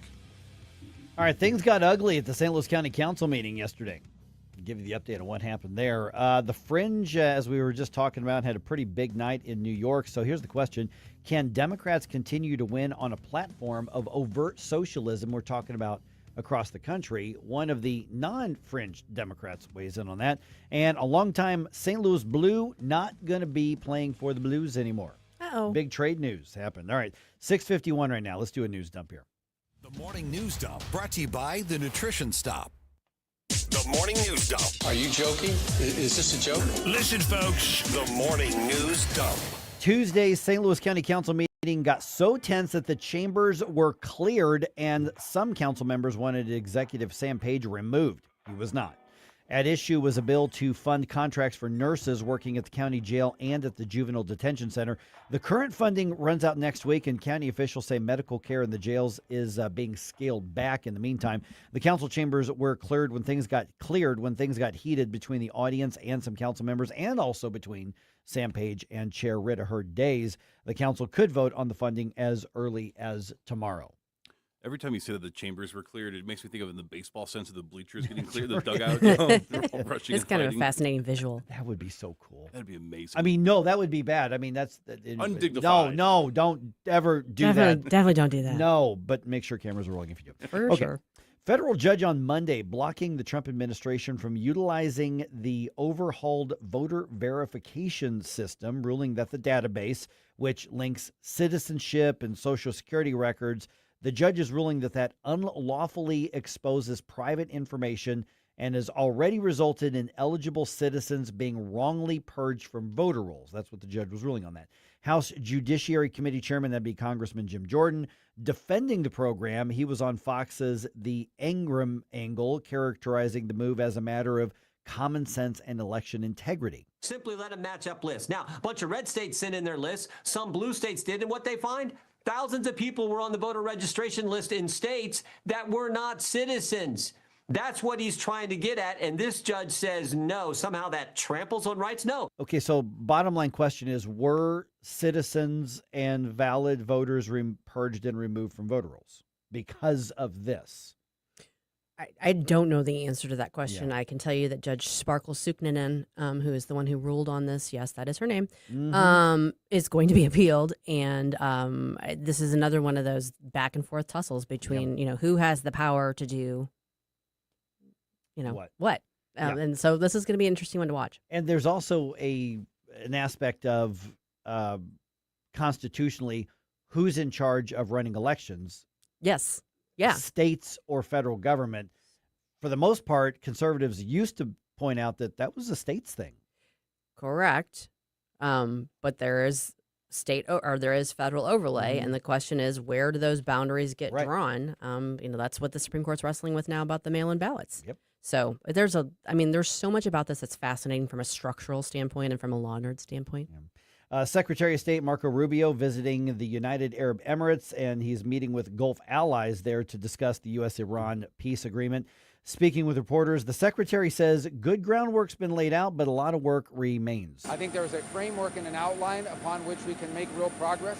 I think good groundwork was laid over the last 72 hours, but a lot of work remains to be done, and we want to hear from our partners. We want to make sure that their views are taken into account, and we understand their security concerns, their regional economic concerns as well. Iran publicly rejected multiple claims made by the Trump administration regarding the terms of the deal and is denying that nuclear inspectors will be allowed into their country, which I would think is kind of an important part of this entire discussion here.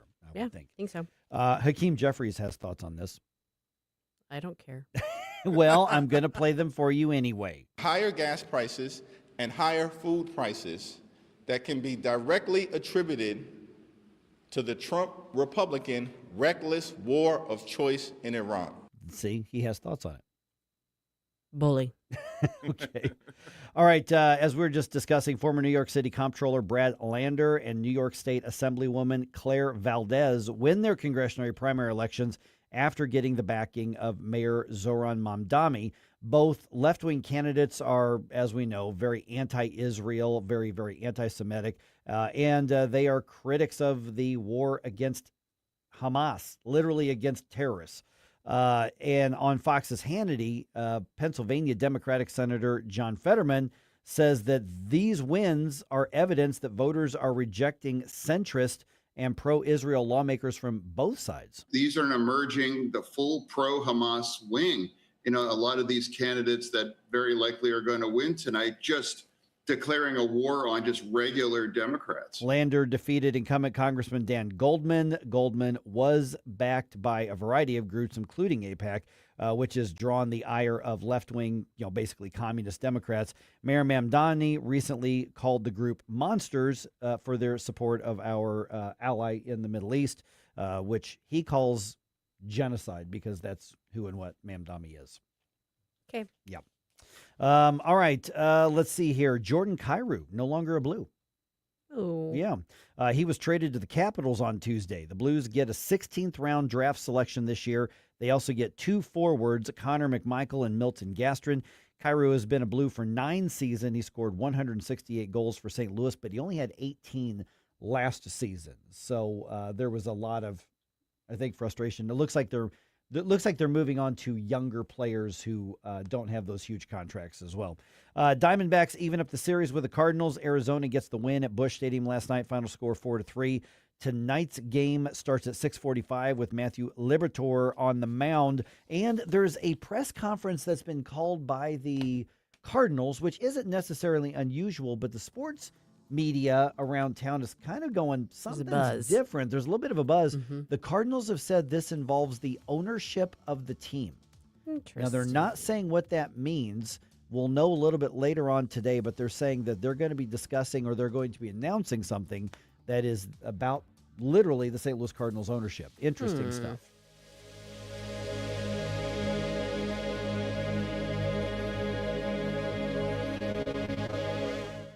Are you tired of hard chlorinated water drying your skin out, tasting bad, and ruining your fixtures? Jones Air and Water Treatment has a solution to this pollution.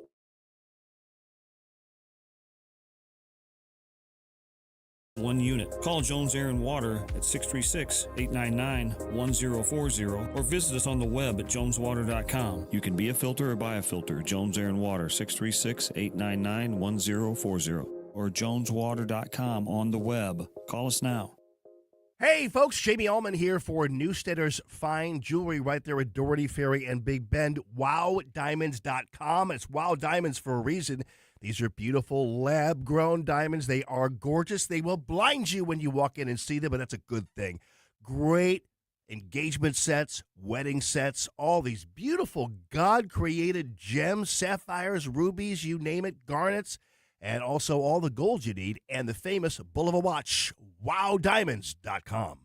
Looking to celebrate the 4th of July with a bang? Then look no further than Powder Monkey Fireworks. We've got bottle rockets, fountains, cakes, mortars. Our selection is endless with low prices and no gimmicks. Our friendly, knowledgeable staff will help you choose the perfect fireworks to make your holiday unforgettable. You'll go bananas at Powder Monkey, Highway 94 in St. Charles, on Westwood in Weldon Spring, and on Brendel in Rocky Mount.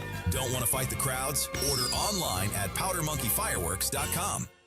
1949, the last time a Republican held the top post in St. Louis City. A gallon of milk was 84 cents and streetcars ran down Grand Avenue. Unfortunately, St. Louis City streets are no longer the epicenter of family and business life. In the 80 years of Democrat control, our city has been on a steady decline. Hello, Kirk Ilsinger, chairman of the Republican Party for the city of St. Louis, and we believe it is our duty to provide a different path forward. I invite you to our meetings the first Thursday of every month. Learn more at stl-gop.com.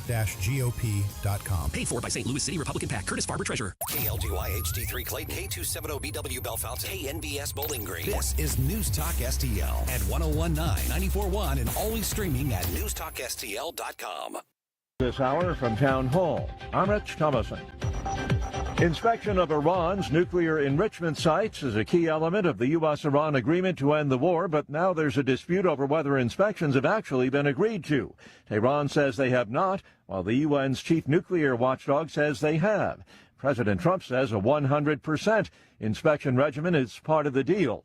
That's not the only issue where the two sides don't see eye to eye. Money that will be taken out of Iran is going to go to our farmers to give corn, soybeans, wheat to Iran. President Trump claims the interim deal to end the war with Iran will deliver a financial windfall to American farmers, as Iranian financial assets are unfrozen. Vice President J.D. Vance explaining Monday, if there is any frozen Iranian assets that are unfrozen, then we have approval over that process. But Iran's UN ambassador in Geneva, Ali Bahraini, rejects the notion. Iran is the only country who decides what to do with those assets. Ben Thomas, Washington. President Trump has a private luncheon today with GOP senators on Capitol Hill. He's been pressing lawmakers to approve his voter integrity proof of citizenship bill, among other agenda items. Republican Senator John Cornyn of Texas saying that if we're going to win the midterm elections, we need to get on the same page. New York City's Democrat Socialist mayor won big in yesterday's primary elections. All three congressional candidates endorsed by Mayor Zohran Mamdani advanced. Also, South Carolina's Attorney General Alan Wilson, who's backed by President Trump, is the winner of South Carolina's GOP gubernatorial primary. November's midterms will determine control of both chambers of Congress and will see the election of dozens of governors and other state and local officials. Wall Street, Dow futures up 77 points. More on these stories, townhall.com. Hi, I'm Chuck McDowell, the timeshare cancellation guy and founder of Wesley Financial Group, and I want to set the record straight. I am not an attorney. I've never wanted to be an attorney, and the truth is I really don't even like attorneys. If I sound like an attorney, I'll apologize. But what I've learned in my 15 years in the timeshare cancellation business is you don't need to be an attorney to get folks out of their timeshare.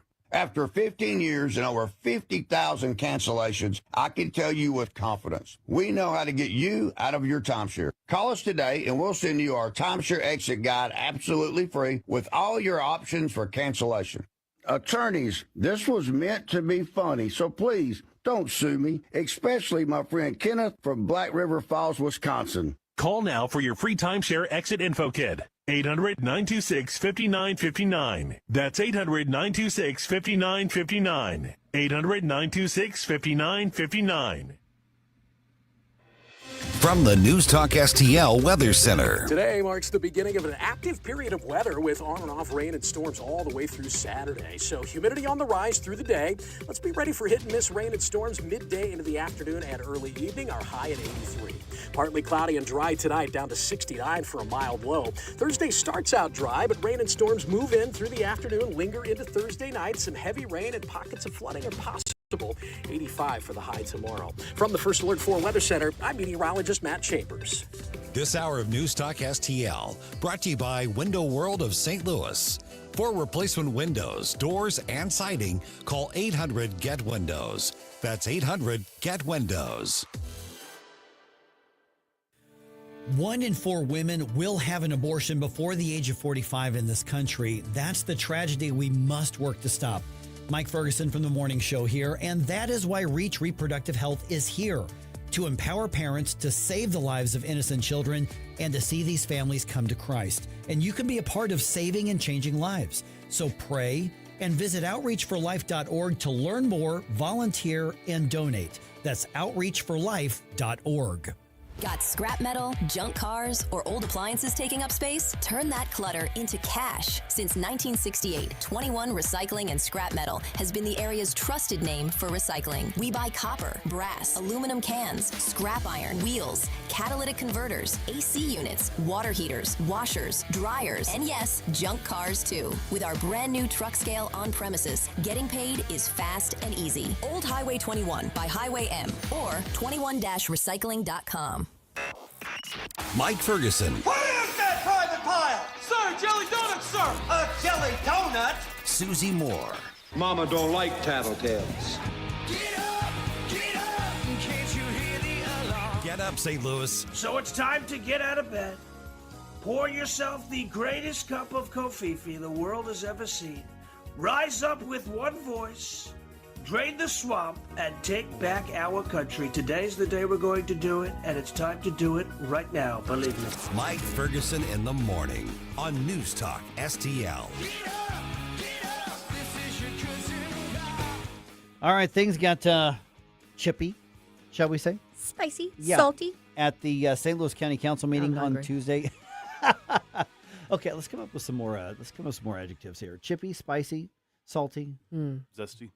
Yeah, that's a good one. Yeah. Again, I'm hungry. I could use some chips and salsa right about now. It got so intense at one point that the chambers were actually cleared, and some on the St. Louis County Council wanted Sam Page removed from the chambers. No, don't get me wrong; they always want him removed from the chambers, but they were like, "Hey, this guy out!" What we got? Okay, I was hearing something in the background. Oh, sorry. Yes, but he was not removed from it. So here's what was going on. There was a matter of budgeting, and you would think, okay, bunch of numbers crunching. Politicians, that's what you're elected to do. Sure. But it had to do with nurses at the two jails, the juvenile detention center, then the regular county jail, because the contracts are up at the end of the month. Okay. So that's just part of the annual budgeting stuff. And you're thinking, well, what the heck happened? So a lot of people, showed up, different advocacy groups and stuff like that, saying when somebody's in custody, you have to have the medical care, which is true. Sure. Yeah. By the way, when somebody is in jail or they're detained, there's a specific term. We say they are in custody.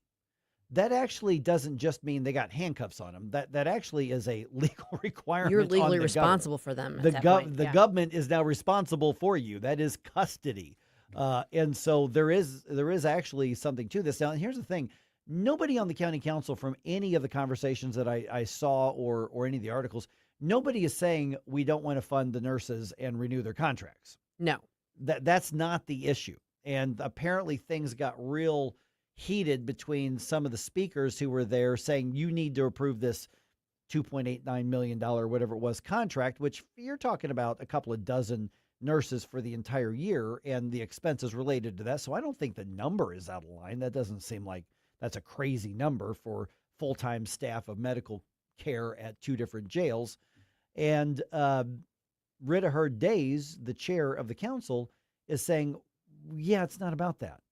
We've got a process. We've got questions on the spending from the health department director who's in charge of all this. We want them to ask those questions. We have tried to meet with her, and it hasn't worked out. She didn't accuse her of canceling her. She just said we haven't been able to meet with her. And so until we get our questions answered, we want to hold off until we know where every dime is being spent. Makes sense to me. I think both sides are saying something that makes perfect sense. Yeah. But there's the impetus. What's going to happen until this is renewed is that they are scaling back to just emergency only care instead of like the routine, more comprehensive care that's with people who are in custody. And so the activists and the folks who are speaking, and I'm not saying activists in a negative way right now, they're advocating for their thing.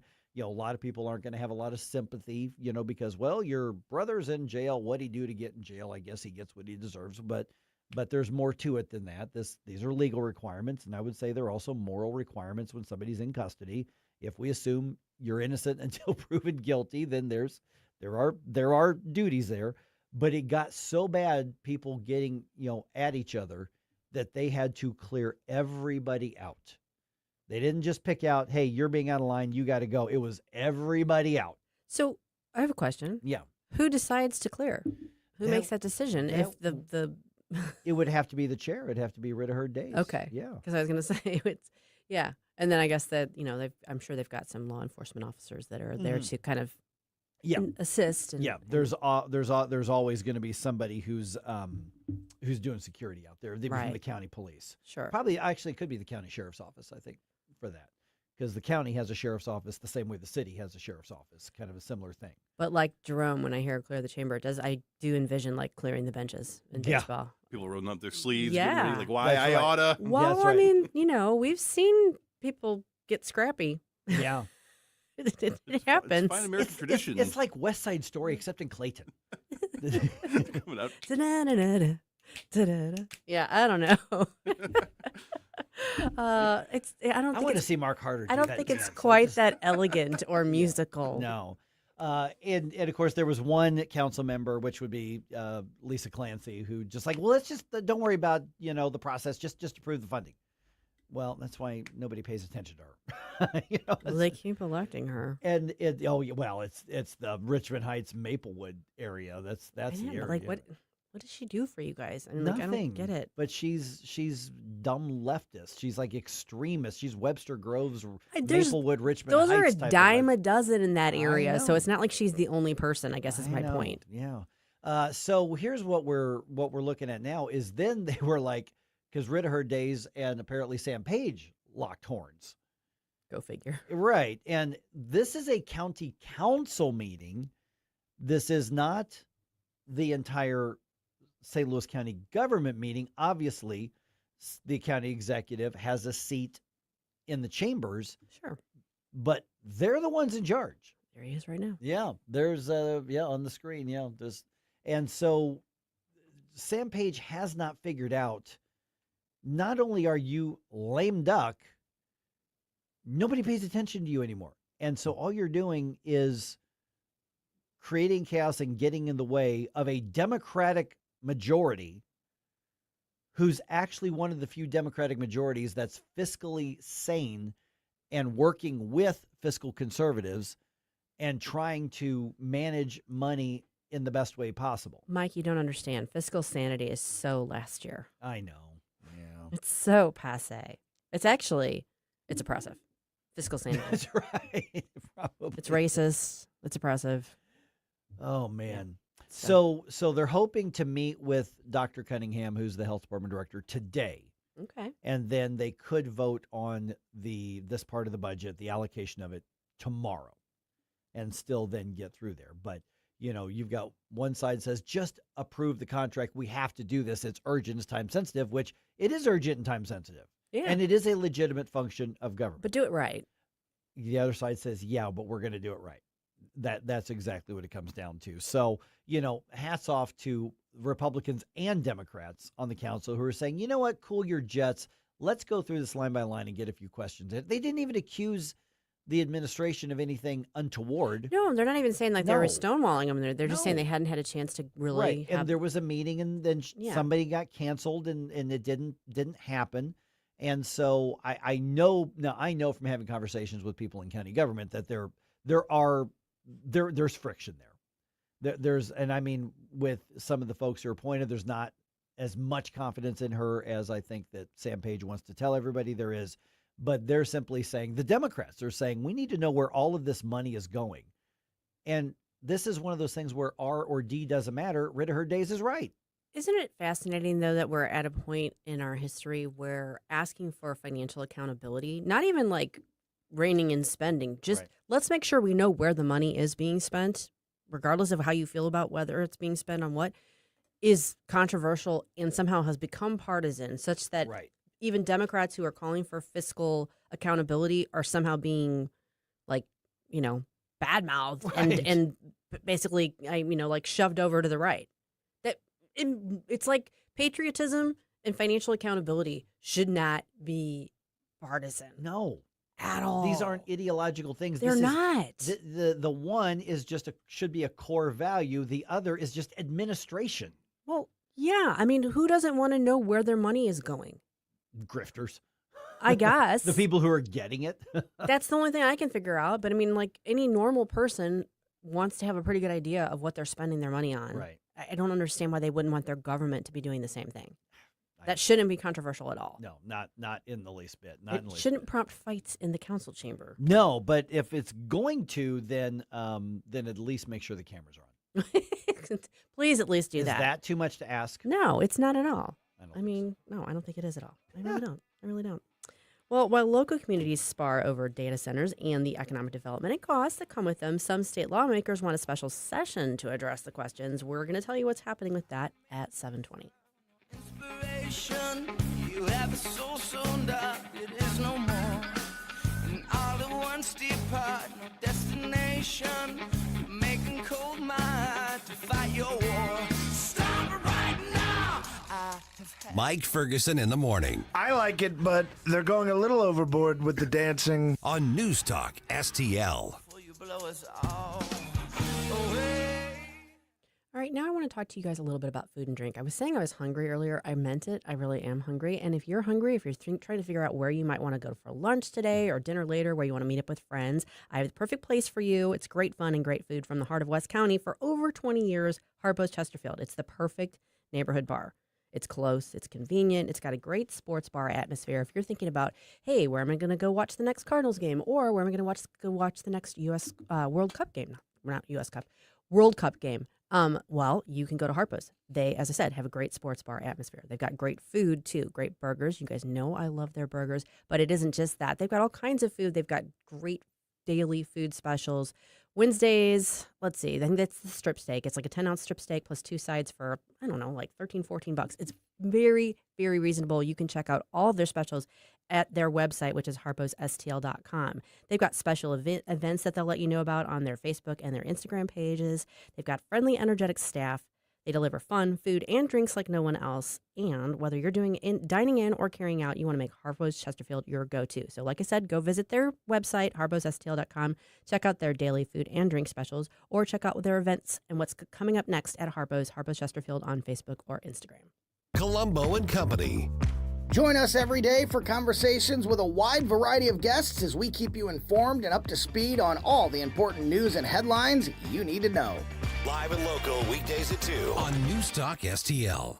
Hey, it's Vic Porcelli. We're sitting here with our great friend, Chris Cooper. Hi, Chris. What's going on, Vic? How are you? I hear you wrote another book. This one's an e-book. Is that right? The Business Owner's Playbook for Financial Clarity. So it is a great book for entrepreneurs. It's a very short guide. Give people, business owners, the ability to understand key questions that are important, such as succession planning, legacy planning, getting the IRS out of our pockets, right? Because do you like paying taxes? I do not. I don't think anybody likes paying taxes, right? That just makes sense. And then always talking about protection. And then the other thing from a business owner perspective, what is the biggest asset a business owner has? Probably their business itself, right? We need to make sure we understand what the value of that business is as well. So this new book, I'm sure, is incredibly expensive, right? How much? No, it's a free resource. Oh, it's free. We provide guidance, we provide education, because we want to make sure people feel educated and understanding, because sometimes you don't know what questions to ask, and we need to make sure we help arm people with information to ask the right question. Reach out to Chris and Stacy today at SerenityWealthNow.com. Investment advice offered through Fortis Capital Advisors, LLC.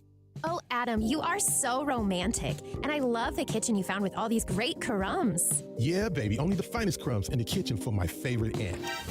Oh, no. It's the pest control company again with those green wheels. They always kill the mood. This is Derek, the owner of All Solutions Pest Control. Give us a call today at 636-486-7888. We'd love to help you out. Learn more about our special $67 offer. You can visit us online at allsolutionspestcontrol.com. If a pest-free home is your goal, call All Solutions Pest Control. If you have a phone, you have a radio. Download the all-new News Talk STL app. Love the all-new News Talk STL app. And listen anytime, anywhere.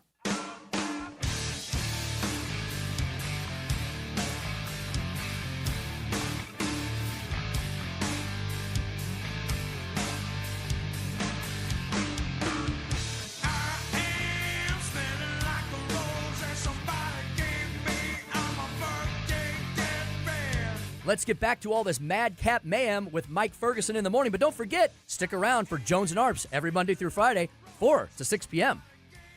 All right, last year a special session was called on the Missouri side to focus on handing out, corporate welfare for sports teams. Yeah. Republicans are getting a lot of good stuff done last year or so. That ain't one of them. Mm-mm. You guys missed it on that one. That was a bad one. But could a special session get called this year to address data center stuff? All right, 7:19 right now. That's Susie. That's Jerome. My name's Mike.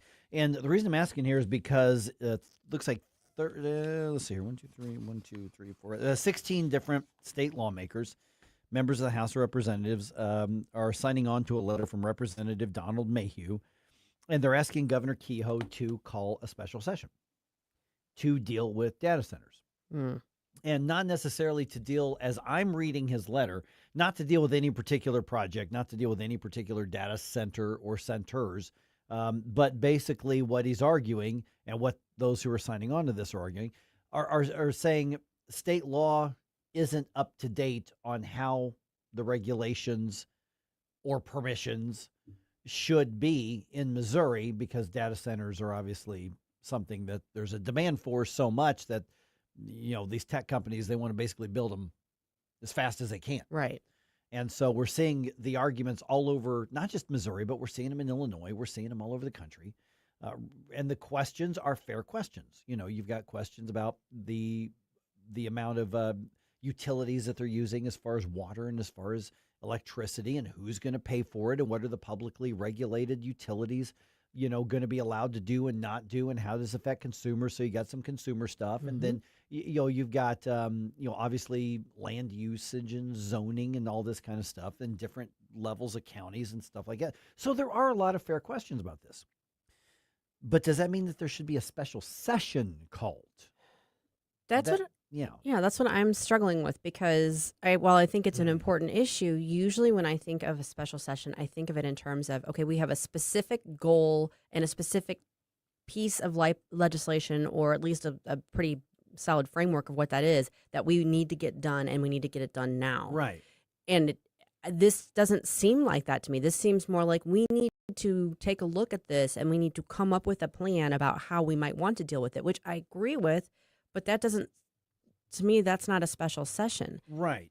Yeah, I that's how I'm coming around to this as well. I think the concerns laid out in Representative Mayhew's letter, I'm like, okay, I think there's some fair stuff in there. I mean, it's occasionally it's going to happen in history that there's some technology that advances so fast, and whether you want the government to have a light touch or to have a heavy hand or no contact at all, you need to lay out how your state government is going to deal with it, whatever that's going to be.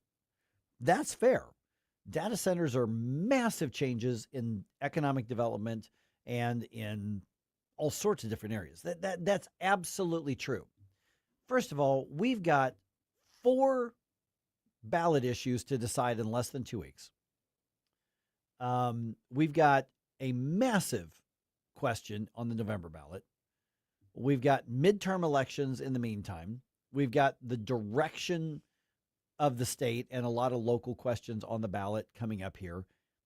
It just seems like some of these big things, Amendment 4, Amendment 5, regardless of what you think of it, this is something that's going to pull away from that discussion, that debate. And to your point, Susie, I don't see what kind of regulatory framework or state laws or consumer protection you're going to show up and go, okay, guys, what should we do? And have it done in days or even a week or 2. No, and to your point about pulling away from the other discussion, we have 3 big ballot measures coming up, 2 in August, 1 in November. Now, obviously, the August ones will be a done deal by the time they would call a special session, I guess. Or, well, I guess it could be before September, I guess. It could. Okay. Well, those are all 3 things that Republicans fought long and hard to get to the point that they are. And they're flailing right now because the messaging on it stinks. Yeah.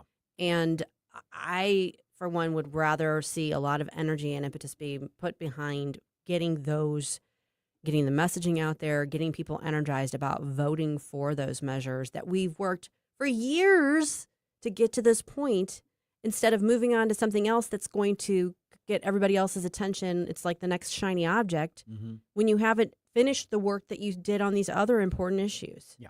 And it's not to say that there shouldn't be a discussion and there shouldn't be a look at what we do at data centers. I mean, again, look at Festus, look at Warrenton, look at Lincoln County, look at Mid-Missouri, although the Mid-Missouri one seems to have more consensus. Look at what's happening all over the state.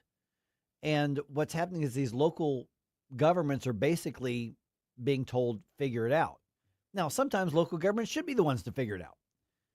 But they're looking around and going, we don't know where the lanes are. We don't know where the bumpers are. We don't know where the guardrails are. And so we're figuring it out. And, even if the answer is the legislature says, no, the guardrails are, you figure it out under current law. Okay, that's fine. But I don't know that that's something you knock out in 3, 4, 5 days or 2 weeks. I think that's something that you go through an entire legislative session or two to figure out. Kimberly, good morning, Kimberly, on Facebook says, amazing how the legislatures did not get our protections to the governor's desk first. The citizens have been backdoored on all levels by elected public servants, quote unquote, to open the doors for hyperscale, and it is harming the voters. Hyperscale meaning the data centers, you mean? Well, I think in terms of just the expansion of AI in general, because you have the data center discussion is not too far disconnected from the flock camera discussion and the traffic cam and license plate reader discussion. It all is going to mean you need data centers if you want to do that anyways. But there is a growing sentiment of you guys are allowing these things to be built. The genie's out of the bottle already. And now we're finding out that it doesn't seem like there was an actual committee of people coming together to say, okay, what's the best way to allow this to grow? It's now, we are growing and now we need to come up with something because people are furious. I'm going to make sure I'm understanding Kimberly's comment. Basically, there aren't any stop signs already on the information highway.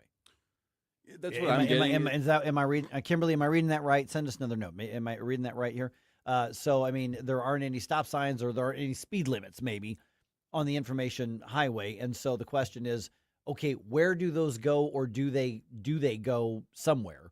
Because I do think it's fair to say these things have developed and the tech has developed so fast, and making laws takes so long for good reason that sometimes the issue outpaces what the politicians are doing. And I don't want politicians moving at lightning speed most of the time. No. I don't want that. That's when mistakes get made. Yeah. So it wouldn't be worth doing a special session just to at least save face for the public and say, look, we've actually taken some time to specifically discuss this issue and see what the, groundworks for whatever policies will be implemented coming up? I think saving face is a terrible reason to have a special session. Okay. I think what would maybe be a better idea is to say, okay, we're going to make a big deal on appointing a very bipartisan, some kind of group that's going to go around like they did with the property tax thing, and we're going to go all over the states and we're going to take the heat and we're going to hear about this, and then we have a deadline to give a package of recommendations that the public can tear apart in end of June, that is going to be due before the holidays. So that's still a pretty good clip. Yeah. And then starting in the January regular session, we're going to chew this thing out with the goal of having something in place. You may say, well, that could be 10 months from right now. Very true. There could be all kinds of data center issues all over the state in the next 10 months. Nothing's going to be built in 10 months, but the approvals could happen. All that kind of stuff could be done. But to the point Susie was just making here, and I agree with this, is that you can do it fast and then go, oh, we didn't think about that, or we didn't have that information. Or you can go through the sausage making stuff that's frustrating and irritating, and people like us here on the radio get on about, and then try to do it right and give everybody more of a chance to weigh in and hold our lawmakers accountable. Yeah. I mean, it's got to be a deliberate and deliberative Because process. if you move fast, the faster you move, the less likely that any advocates or somebody wants to have their say on it. The faster it moves, the less chance you have to have your voice heard on it. Right. That's a good point. Mm-hmm. Yeah. So I don't know what Kimberly thinks of the data centers, and I don't know what her opinion is on it. But when it comes to they're trying to catch up, if that was her point, that the politicians are trying to catch up on it, I think she's right about that. And Rare Camellia, good morning. Hey, we Camellia. got a rare camellia sighting. Makes a good reminder as well. Special sessions cost taxpayer money, and I guess logically, if it's not going to be a productive session, then all that's just going to be a waste of money anyways. Yeah, I mean, there's something to be said where we got from point A to point B. We better pick this up in January, but a special session typically is like you were saying, we've identified what needs to be done. Here's some of the outcomes we're going to try. Let's negotiate to get the right. We have package. A blueprint for what we're trying to accomplish. We're coming in with an idea of what to do. This doesn't sound like it has that at all. No. I would rather them do it right, regardless of what Missouri decides to be. Do we want to be the data center capital of America? I don't know. Or do we say not here, put those things in the mountains in Idaho or Montana or Utah or whatever? Okay, but we don't know what we want to be with this right now, collectively. Yeah, unfortunately, if you're watching our stream, then that means we need a data center to process all that so we can hear to you. That being said, though, one of the very good uses of a data center is that it allows us to offer a free app, the NewsTalkSTL app, which you can download for free from your favorite app center, and then you can bring us with you wherever you go, including if you're going to an anti-data center protest by chance. That's right. You need to coordinate on social media for those things. The point being, it's a great app. It's a lot of fun. You can bring us with you wherever you are. So go ahead and download the free NewsTalkSTL app.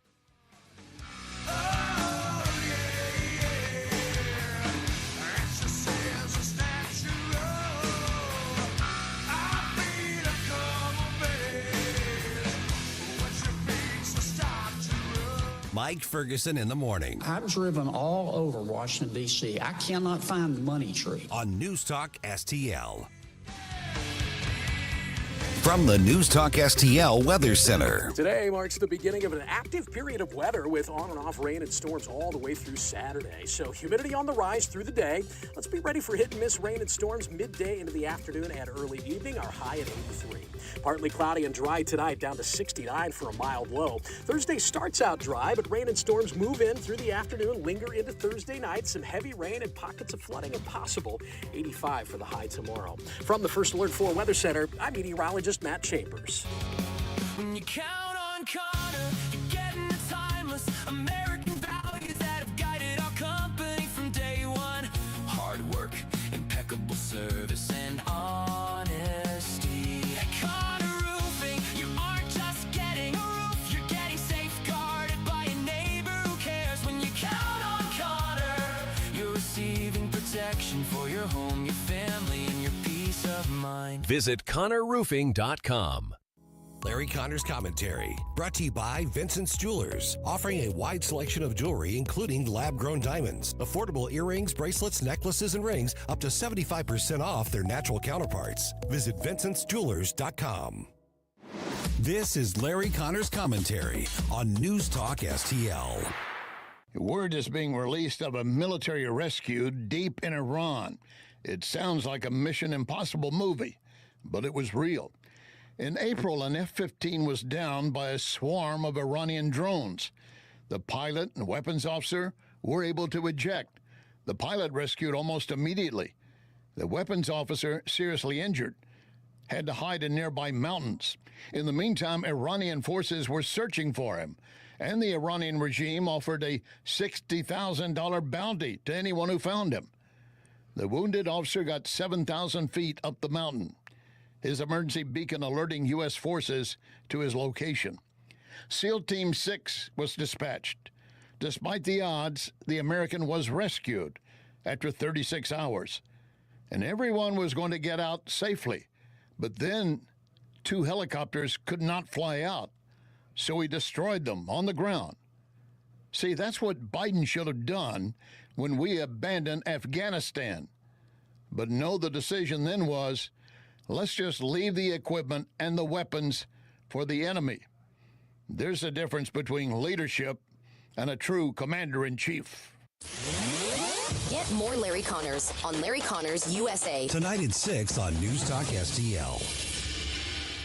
Life's legal challenges deserve experienced representation. For over 15 years, Cole Combs Attorney at Law has been serving St. Charles and surrounding counties with comprehensive legal expertise. From tax preparation and estate planning to family law and criminal defense, Cole delivers personalized solutions for your unique situation. You have traffic tickets, need a business formation, real estate matters, one call will handle it all.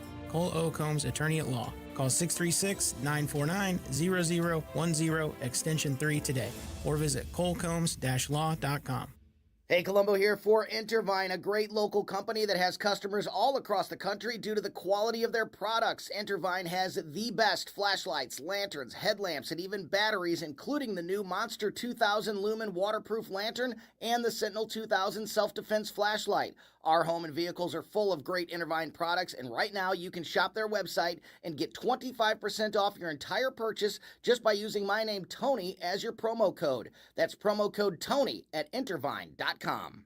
I'm Dr. TJ, owner of the Institute of Natural Health, co-owner of Optimal Nutraceuticals, and the host of Wellness One. Wellness One is designed to cut through the nonsense and provide you common sense science-based information regarding health and wellness. On the show, we discuss topics like thyroid health, gut health, hormone optimization, and many others. Our show airs Saturdays at 10 a.m. and 2 p.m. and Sundays at 11 a.m. and 3 p.m. right here on NewsTalkSTL. And you can visit us at inhstl.com. That's inhstl.com. This is Kurt Barr, Director of Elections for St. Charles County, reminding you that your vote counts. Missouri's statewide primary is Tuesday, August 4th. This is the election that decides which candidates advance to the November ballot. If you want a say in who your party puts forward, August is when it happens, not November. Furthermore, in contests where one party does not have a candidate for November, then this vote is decisive of who will hold office. For official election information, visit sccmo.org/elections. If you have a phone, you have a radio. Download the all-new NewsTalkSTL app. Love the all-new NewsTalkSTL app. On my way to work in the morning. Usually I'm in the car. I listen on the app in my car every morning going to work. Download the NewsTalkSTL app and listen anytime, anywhere.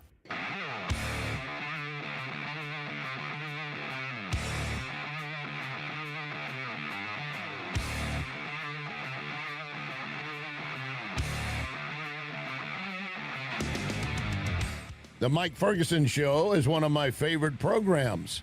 In addition to Larry Connor's USA, catch my program at 6. Now, back to Mike. Okay, kind of a philosophical statement here. We can judge our society by a lot of things, right? Yes. Whether it is your neighborhood, whether it's your city, your county, your state, your entire nation. But among those ways you can judge is the way we treat vulnerable, and especially treat the vulnerable who have served us in the past. I'm not setting up for a joke. I think that's one of the ways that we can judge this health, the integrity health, the moral health of our societies and communities. And this article on RedState jumped out at me. Sickening. Viral video of Gulf War veteran being abused in a New York care home sparks outrage. RedState.com is where you can find that. It was written by Teri Christoph, who joins us right now. And Teri, it's not just that there are reports that it happened. There's video of this happening, of this veteran who is dealing, with obviously cognitive issues here, being treated basically as a throwaway. Oh, it's very hard to watch. It is linked in the article, but I couldn't watch all of it because it is horrifying to see. But yes, this man, his name is Albert O'Toole.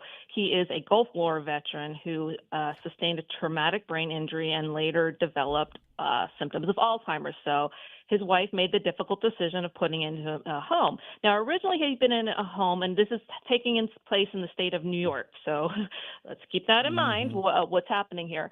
Originally, he was in a VA hospital being cared for, but I don't know the reasoning, but they moved him to one being run by New York State. So this is being run by Kathy Hochul. Let's just set some what's going on here. And this video, his wife, who, visited him every day, started to notice a decline once he made that move from the VA facility to the New York facility. So she decided, and I'm sure it was horrifying to think about, that she needed to set up a camera, a hidden camera in his room, and it caught his caretaker just horribly abusing him, treating him very, beating him, being very rough and transitioning him from wheelchairs, denying him food. And this is a man who can't advocate for himself very well and has to rely on his caretakers to provide for his needs on a daily basis all day long, and they were not doing that. And I think the wife was horrified what she found. And I thought it was beautiful. I love the veterans community out there. Once they see one of their own being treated badly, they went to bat for this guy and for his family, and they took it right up to the Trump administration, which was a beautiful thing. And he's like, this isn't our facility, but we're looking into it. So you hate to see it because we owe these guys and the women so much for what they've done for us. And it was a hard watch, that video. Yeah, Teri, one of the things that struck me about this was the fact that, he had been in a VA facility, because when I first saw it was when I saw Doug Collins, who's the VA secretary, responding to it. And I thought, what's going on here? And then you kind of learn more that this has kind of crossed over from a federally run VA facility to a state run. But there is still a connection there, because I think the guy, the aide who was seen on video abusing him, was still in some form employed by the Veterans Administration, which it sounds to me like they're taking a very close look at. But it was gratifying to see, the secretary of the VA saying, even though this isn't directly us, we are taking action. Yeah, I mean, there's nothing, I do not doubt that the Trump administration really wants the best for our veterans. There's not every administration you can say about that, but I truly believe, I think Doug Collins has been a wonderful VA secretary, and, I don't doubt that he's going to take action. I also think it speaks to the good side of social media, that you can take one of these issues that needs to be addressed urgently and quickly, and it can get the attention, that these people in the Trump administration are, like Doug Collins, are available and can be reached through the magic of X. So, we often, and deservedly so, talk about the bad side of social media, but that's a great thing, and that the administration is so responsive to it. They're going to take action. It does, though, make you wonder, like, how many other veterans out there are suffering, and they don't have the family to set up a camera or something. So it does bring up greater issues. I know that the VA and how veterans have been treated has been a hot button issue for a long time now. So maybe this is a good conversation to have again, repeatedly, all the time, to talk about how to better care for the veterans. I do think the Trump administration, though, and definitely under Doug Collins, are really trying to address some of these shortcomings. Even though this isn't necessarily even their issue, they can bring attention to it for sure. We're visiting with Teri Christoph from RedState.com, and you can check out that article, like I said, at RedState.com. So, Teri, is there also a broader picture? In this case, it's a veteran who served his country who's being the subject of this abuse, and there's receipts because there's video right there. Is this saying something about possibly the care system and the nursing homes overall in this area? I mean, in this case, it happens to be a veteran, but could this be happening to other people because of the way that the whole system is, at least in that part of the country? And if it's that way in that part of the country, then we need to probably take a closer look at it everywhere else. Well, it is interesting to note that this is New York State. And, of course, New York State got quite a bit of attention during the COVID era when Andrew Cuomo was governor for not treating the elderly in care homes very well during COVID. And so I think that New York State obviously needs to be looked at very closely with their state-run facilities and other, things that they're doing there with the elderly or veterans who need help. And you all too often you see these videos of the elderly or people in care homes being treated horribly, and it's definitely a problem. And I know it's a tough one to know how to fix, because often these are very low paying jobs to take care of them. So it's a tough situation. But New York State seems to be having a not great track record right now in terms of their state run care homes and things that are happening there. I wonder what the variable could be in all that. Yeah, I don't know. Makes you wonder. Know, but you love. I'm trying to take advantage of every moment of Trump being president, because he's not going to be president forever. But that they will, if this is brought to their attention, they will address it. Yeah, and along those same lines, Teri, slightly different though. You recently took a trip. You've got an article up, your VIP article. I went in search of the Bedford Boys and found this. Could you share with us a little bit about what that was about and what you found when you were on your journey? Yeah, so I think people that you guys don't understand this because you live in a great state, but my state of Virginia is fast going downhill.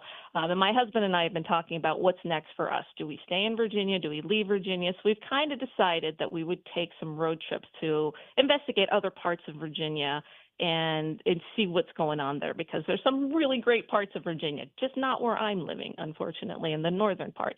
So one of the first places we went to visit was Lynchburg, Virginia, which is home to Liberty University, one of the very few conservative colleges left in the United States. But while we were there, I really wanted to visit Bedford. Bedford is very close to Lynchburg, and I'm kind of I'm not a fan of World War II, but I'm very interested in World War II. And of course, the Bedford boys were Bedford lost per capita way more of their young men, their fighting men, than any other part of the U.S. during World War II. So I wanted to find it. I knew that there was a memorial there, and I was like, I really would like to see it. So we went looking for it, and what we found was way more than a memorial, and I didn't even really know it existed. It's called the D-Day, the National D-Day Memorial. It's a big outdoor space in the Blue Ridge Mountains that is just dedicated to D-Day, and it's you kind of have to go into that article and see it, because I had no idea. I literally thought I was going to go see a little monument to the men, and I think it was ultimately 23 or 24 Bedford boys that died as a result of D-Day, either on D-Day or from injuries sustained. So I thought I'm getting a quaint little town, monument, and it is this big, massive, with like a soaring arch that overlooks the mountains, and a really, it's amazing. And I'm like, gosh, we missed the D-Day anniversary by a few weeks. Like, we should have been here on D-Day, but it's an amazing, something I've never seen. Like, there's this one water monument that really recreates what it was like for the men as they came through the water and stormed the beaches, and it has like sounds, and it has water spouts that simulate bullets flying at them. I had no idea. I was a little ashamed that up in Northern Virginia we don't even know that this exists. But it was a reminder, I think, to us. My husband and I have lived in Virginia a long time, that those who came before us, they fought when it was time to fight, and that maybe abandoning Virginia isn't the idea. So it's kind of this ongoing journey that we have, and that everywhere we turn here in Virginia, we can find examples of our forefathers really standing up and fighting. I mentioned Patrick Henry. We visited where he did his famous "Give Me Liberty" or "Give Me Death speech." So it's kind of this ongoing journey. But boy, if you ever get a chance to go to Bedford, Virginia, visit this place. It is unlike anything I've ever seen before, and it's just this big outdoor area, and it's beautiful, and everybody needs to go. And Teri, are there pictures in the article, or do you have any of those on social media? People, I have a feeling, will really want to see. Yeah. Yeah. I have them both, because it you have to kind of see the video of the various installations they have there to kind of get a feel for it. But it's really, and everyone that I've heard from that has gone there is like, yeah, this is like unlike anything I've ever seen before. And I don't know why it's not more well known. Like, it's crazy that it's there was almost nobody there. It's several acres. It's a pretty big area, and like there was just a few of us there. So we need to spread the word, because it is a very, very touching tribute and really interesting.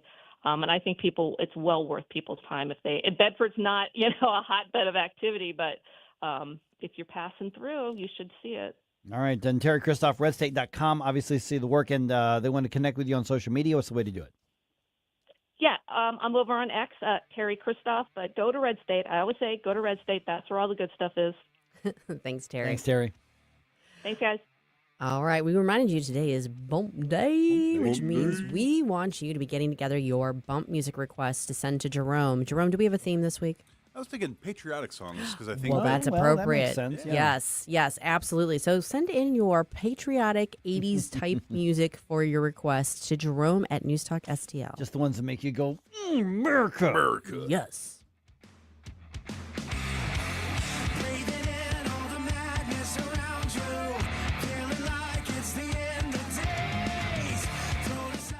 Maybe we're going to get a little bit of rain. Maybe we're going to get a lot of rain, but we still had a bunch of rain come through, and there's standing water. And you know what that means? Mosquitoes. Get ready for that now. You need to talk to my friends at the Mosquito SWAT Team in Baldwin, okay? The Mosquito SWAT Team at Gmail is the email. TheMosquitoSWATteam.com is the website. So if you want to have that barbecue, but you're tired of being the main course at your own barbecue, get ready for the rest of the summer into the fall. Be prepared. Contact my friends at the Mosquito SWAT Team. Listen, these are not just professionals certified at pest control, but they will also custom make your solution. They don't show up and say, well, this is the stuff we have, we're going to spray it everywhere. They look at your situation and they custom mix your solution on site for your needs, for your home, based on what you have going on right there. And they also have solutions that make sure they're not harming pollinating insects like bees and things like that. Get rid of the mosquitoes. Have the rest of that summer comfortable and fun. Contact my friends at the Mosquito SWAT Team, themosquitoswatteam.com. License number GL250000615. Hey, Dad, what causes drains to clog? Grease, hair, soap scum, and tree roots. Tree roots? This town has old pipes and big trees. They find each other. They grow inside pipes? They bust into pipes. Whoa. Once they're in, the water stops flowing. Can we fix it? The big green grasser machine can fix any clog. Green is always grasser at grasserhomeservices.com. Hey, it's Chris Arps. Becky and I recently discovered a restaurant that's quickly become one of our go-to restaurants, Timothy's in Creve Coeur. Led by executive chef Will Mabry, Timothy's serves contemporary American cuisine with a touch of Southern charm. Dishes like pastrami, smoked lamb, and shrimp and grits. My wife absolutely loved the lobster pot pie, and everything we've tried has been incredible. Amazing house-made desserts and over 500 wines to choose from. Enjoy dinner 7 nights a week, plus lunch, brunch, and private events. Timothy's in Creve Coeur at 12710 Olive Boulevard or online at timothysstl.com. Today, scammers use AI, fake voices, and realistic messages to make fraud look real. If you're pressured to act fast or promise guaranteed returns, don't fall for the call. I'm Denny Hoskins, Missouri Secretary of State. Our office regulates investing and works to protect investors. Call the Missouri Securities Hotline at 800-721-7996 or visit MissouriProtectsInvestors.com. Paid for by the Missouri Investor Education and Protection Fund. This is a public service announcement.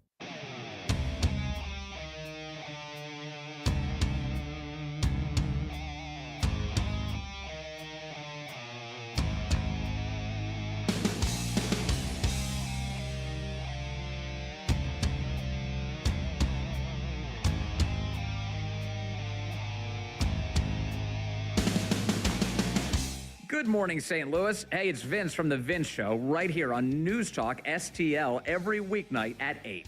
Right now, it's back to Mike Ferguson on 101.9 and 94.1 News Talk STL. Things got ugly at the St. Louis County Council meeting. Yikes. Yeah. And you're not just talking about the politicians. No, right? no.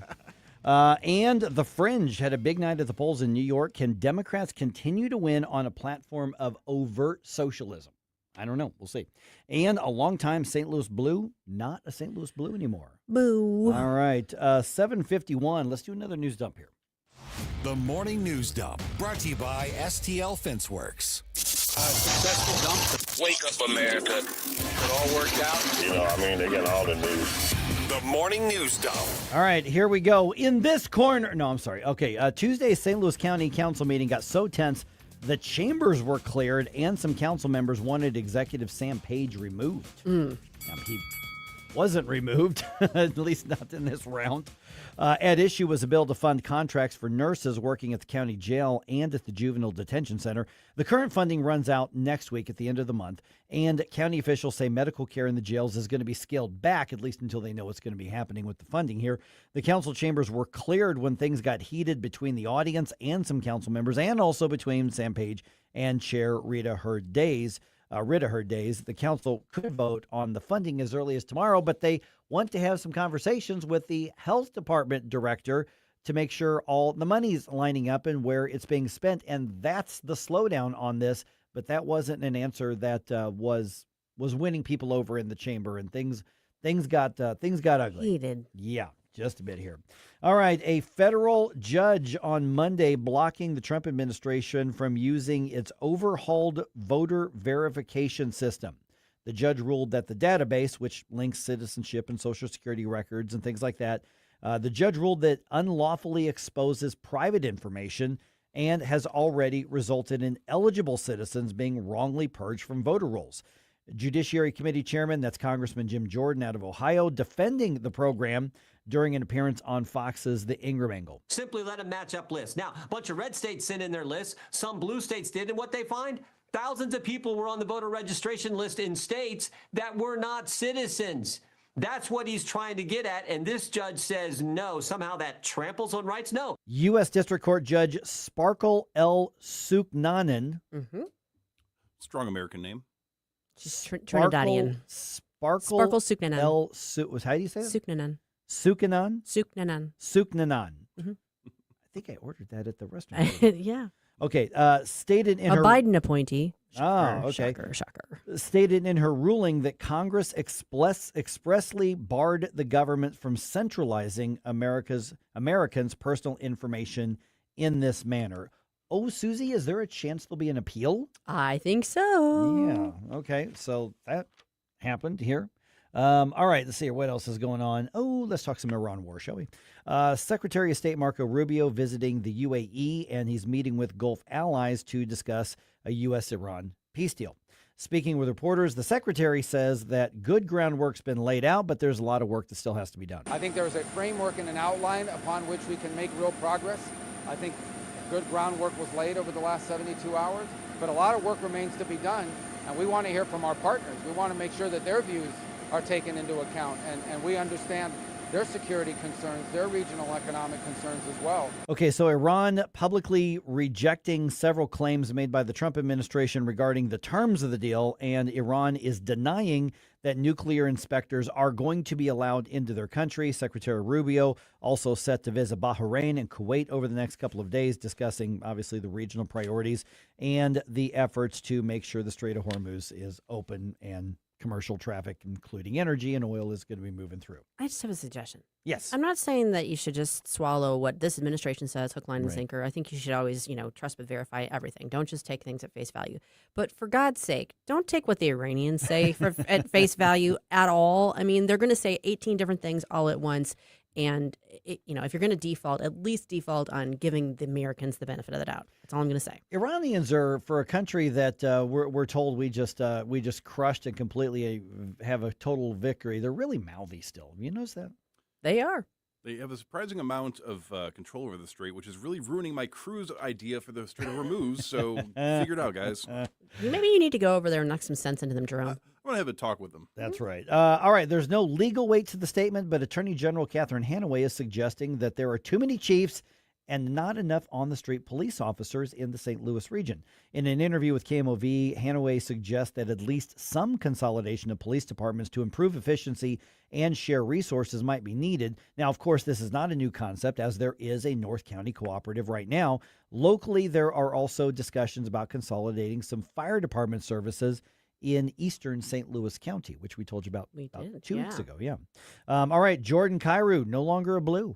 Yeah, he was traded to the Capitals on Tuesday. Blues get a 16th round draft selection in this year's draft, and the Blues get two forwards, Connor McMichael and Milton Gastrin.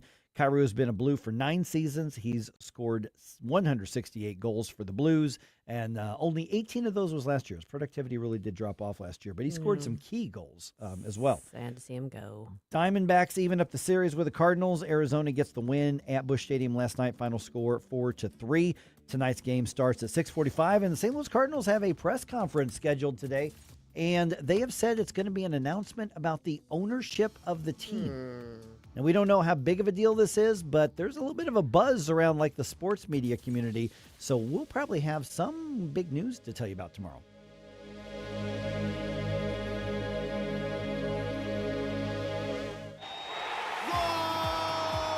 It's not your typical game day look. Sunday, June 28th at Busch Stadium, the Cardinals face the Miami Marlins, and fans can receive a soccer-style Cardinals jersey presented by Purina. Clean, sporty, and unmistakably Cardinals, it brings a fresh energy to the ballpark from first pitch on, and kids take home a vibrant Cardinals soccer ball to keep the action going long after the final out.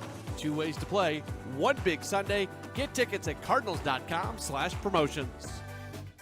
Every Sunday home game is a kids' Sunday at Busch Stadium. From Team Fred Birding games to a kid-friendly DJ, ice cream, and family-favorite activities. Sundays are built for young fans. Plus, select Sundays feature kids run the bases after the game. It's a day made for smiles, memories, and Cardinals baseball together. Make Sundays your family tradition at Busch Stadium. Tickets and details at cardinals.com/kidssunday.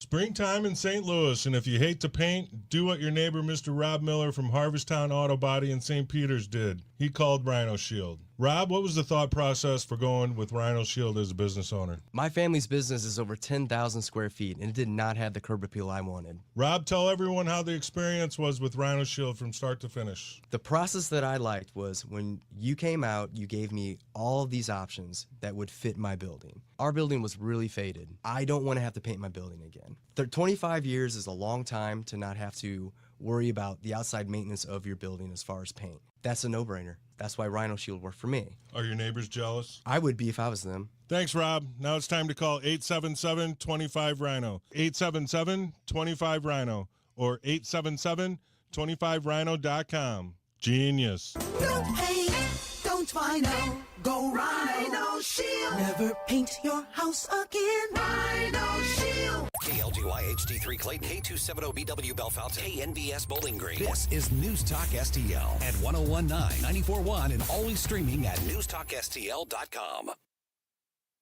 Breaking news this hour from Town Hall. I'm Rich Thomason. During a visit to Capitol Hill today, President Trump will sign a massive housing affordability bill cleared Congress with bipartisan support. Along with making housing more affordable, the aim is to increase housing availability. While on the Hill, the president will also attend a private luncheon with senators, lobbying for his voter integrity bill, among other priorities. The head of the UN's nuclear agency is insisting that Iranian nuclear sites will be subject to inspection. International Atomic Energy Agency head Rafael Mariano Grossi says that the visits to nuclear enrichment sites are a key component in the interim deal between the US and Iran to reach an end to the war. Grossi made the comments at a press conference at the tsunami-hit Fukushima nuclear power plant, adding, whether this happens the day after tomorrow or in 1 week or 10 days, it's important but not essential. This is going to happen. On Tuesday, Iran and the US disputed whether or not bombed enrichment sites would be inspected. Experts say that's key to the deal, which for Iran's stockpile of uranium to be downblended from highly enriched levels. I'm Charles de Ledesma. In the Senate, the 10th time was the charm for a War Powers resolution winning approval in the upper house of Congress, demanding that President Trump get congressional approval before further military action against Iran. A largely symbolic resolution that the president says is ill-timed and meaningless.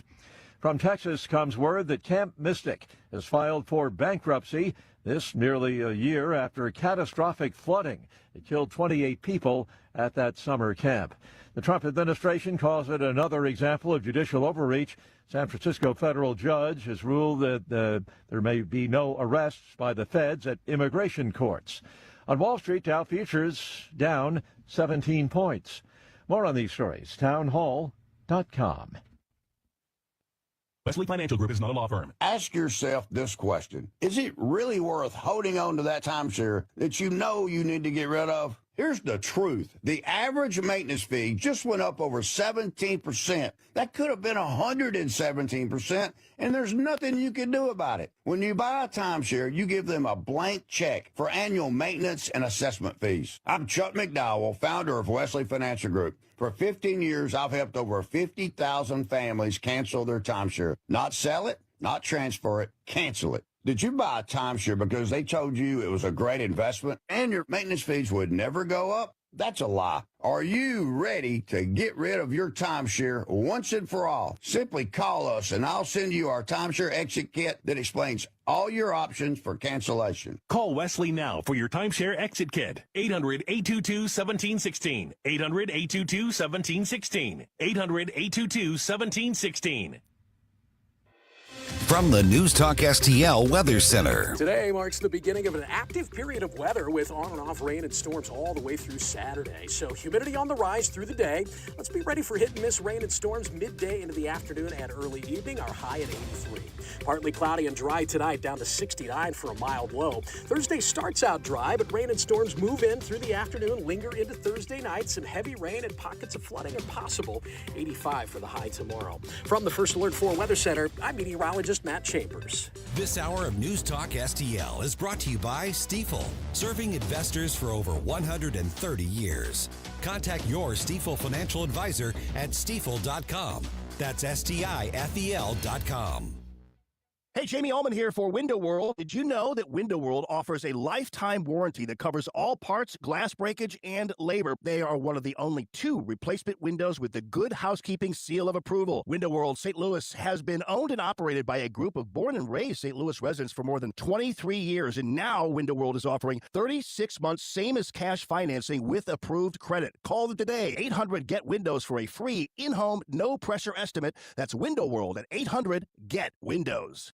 Summer's here, and so is the freshest produce in town. At Anthony's Produce, we specialize in locally grown fruits and vegetables, straight from the farm to your table. Homegrown tomatoes, sweet corn, juicy cantaloupe, watermelon, and peaches, just to name a few. Plus, thousands of locally made products you won't find anywhere else. Need a fruit or vegetable tray for your next gathering? We've got you covered. Anthony's Produce on Jungerman Road or at anthonysproduce.com. Open 7 days a week. The Vic Porcelli Show. The Media Research Center, our great friends, are out to prove that The View is a political operation and they should be giving equal time to political candidates. We'll talk about that. Kenny and Al come out right out of the gate Wednesday at 9:05. Weekday mornings at 9 on News Talk STL. Mike Ferguson. I'm not like the rest of you. I don't make mistakes. Susie Moore. What you're telling me doesn't sound logical, my dear. Get up, in case you hear the alarm. Get up, St. Louis. You need to get to go. I need to be able to get where you need to go to do the work. Mike Ferguson in the morning on News Talk STL. This is your cousin. All right, Merca got a birthday coming up, as we know. Merca. But get this, some people are celebrating is patriotism being canceled by wokeness in some cases. And why would this not be something that just kind of cascades throughout America and say, you know what, I don't like you. I think you're wrong. I'm going to beat you in the election, and then I'm going to laugh at you. But you know what? Gosh darn it, we're all Americans. Yeah. It's just not happening. No. We have become, so divided and so tribal and so partisan. So why are we seeing some of these things on a larger scale? I mean, there's going to be a little knucklehead every now and again, but we're seeing a lot of this happening. All right, Johanna Neuman. She has been a reporter with covering the White House and Congress and the State Department. She's worked for USA Today. She's worked for the LA Times. She's a fellow at Harvard. And so she's actually got I normally don't get into the academic credentials, but she's got a PhD in history from American University. And I say that to lay the groundwork, Johanna, that you know of which you speak. And so you've got an interesting perspective on this, having been there, not just having done the academic thing. 250 years for America right now. And instead of everybody just saying, you know what, time out on the other stuff, let's celebrate, let's have a party. Yeah. There is like your PR folks laid out, a growing list of places that's saying, we don't want anything to do with this. We're canceling the 4th of July. This patriotic thing is just not who and what we are right now. How in the world did we get here to this point? Do you think it's just TDS or is it something larger? I mean, in Los Angeles, the mayor, Karen Bass, canceled a parade in the foothills of the San Fernando Valley that has been held every year for 50 years. And the city officials suggested to the organizers that they move it to a different day. And I thought, these people will do anything not to celebrate one of the great achievements in world history. I mean, if you think about the Declaration of Independence and those clarion calls that every man is equal, that our rights come not from man or government, but from the Creator, and that no government can run without the consent of the people. And it's just shocking to me. The one that really stunned me was in Nantucket, Massachusetts, where the Second Unitarian Meeting House had been holding annual readings of the Declaration of Independence and the Bill of Rights. This year they canceled them because they wanted the congregants to think about their own. Sorry, I'm getting choked up thinking about it. Their own wokeness. Their own wokeness? Their own wokeness, yeah. Wow. You know, it seems like that's something you could do in year 251 instead of year 250 at such a milestone. Well, sometimes I wonder if we'll get to 251. I mean, what's happening with the elections of communists, and I think they call themselves democratic socialists. Mm-hmm. So, yeah, it's a sobering moment, but it's also a great time to reflect on how blessed we are, how really blessed this country has been. And, you know, I wrote this book called Trump's Superpower, and it's the subtitle is a historical novel about the founding fathers and one founding mother. And in it, I bring the founders down from heaven to participate in our 250th birthday.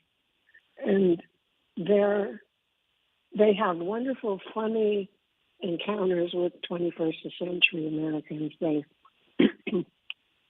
Ben Franklin is arrested for misgendering someone, and George Washington has his teeth fixed, and all these wonderful things. But they also have, among themselves, they have a serious conversation about whether this is the country they meant to leave us. And I think of that now because all of them, even the ones who didn't go to church, they all believed in providence. That's why George Washington knelt down in the boat that was taking his army across the Delaware River. And they all thought that providence had blessed this country. And when I was covering the White House, when I covered Ronald Reagan, he always talked about America as a city on a hill. It was a beacon of hope to the world. And so I think we should be proud of it. I think the left has been, you mentioned my university years. I was after a long career in journalism. I went back to get my PhD in history. And when I arrived on campus, I was shocked that they didn't offer any courses in the American Revolution. And when I asked about this, I was told that historians don't really believe it was a revolution. They think it was just it wasn't bloody like the French Revolution. This was just a little course correction. And from that moment, I realized, that these people were not writing history from the perspective of America. They were writing history from some globalist kind of perch. And they have been, if you study history, you'll see that the left has been dishing the founders and the founding for more than 100 years. They disparaged their motives.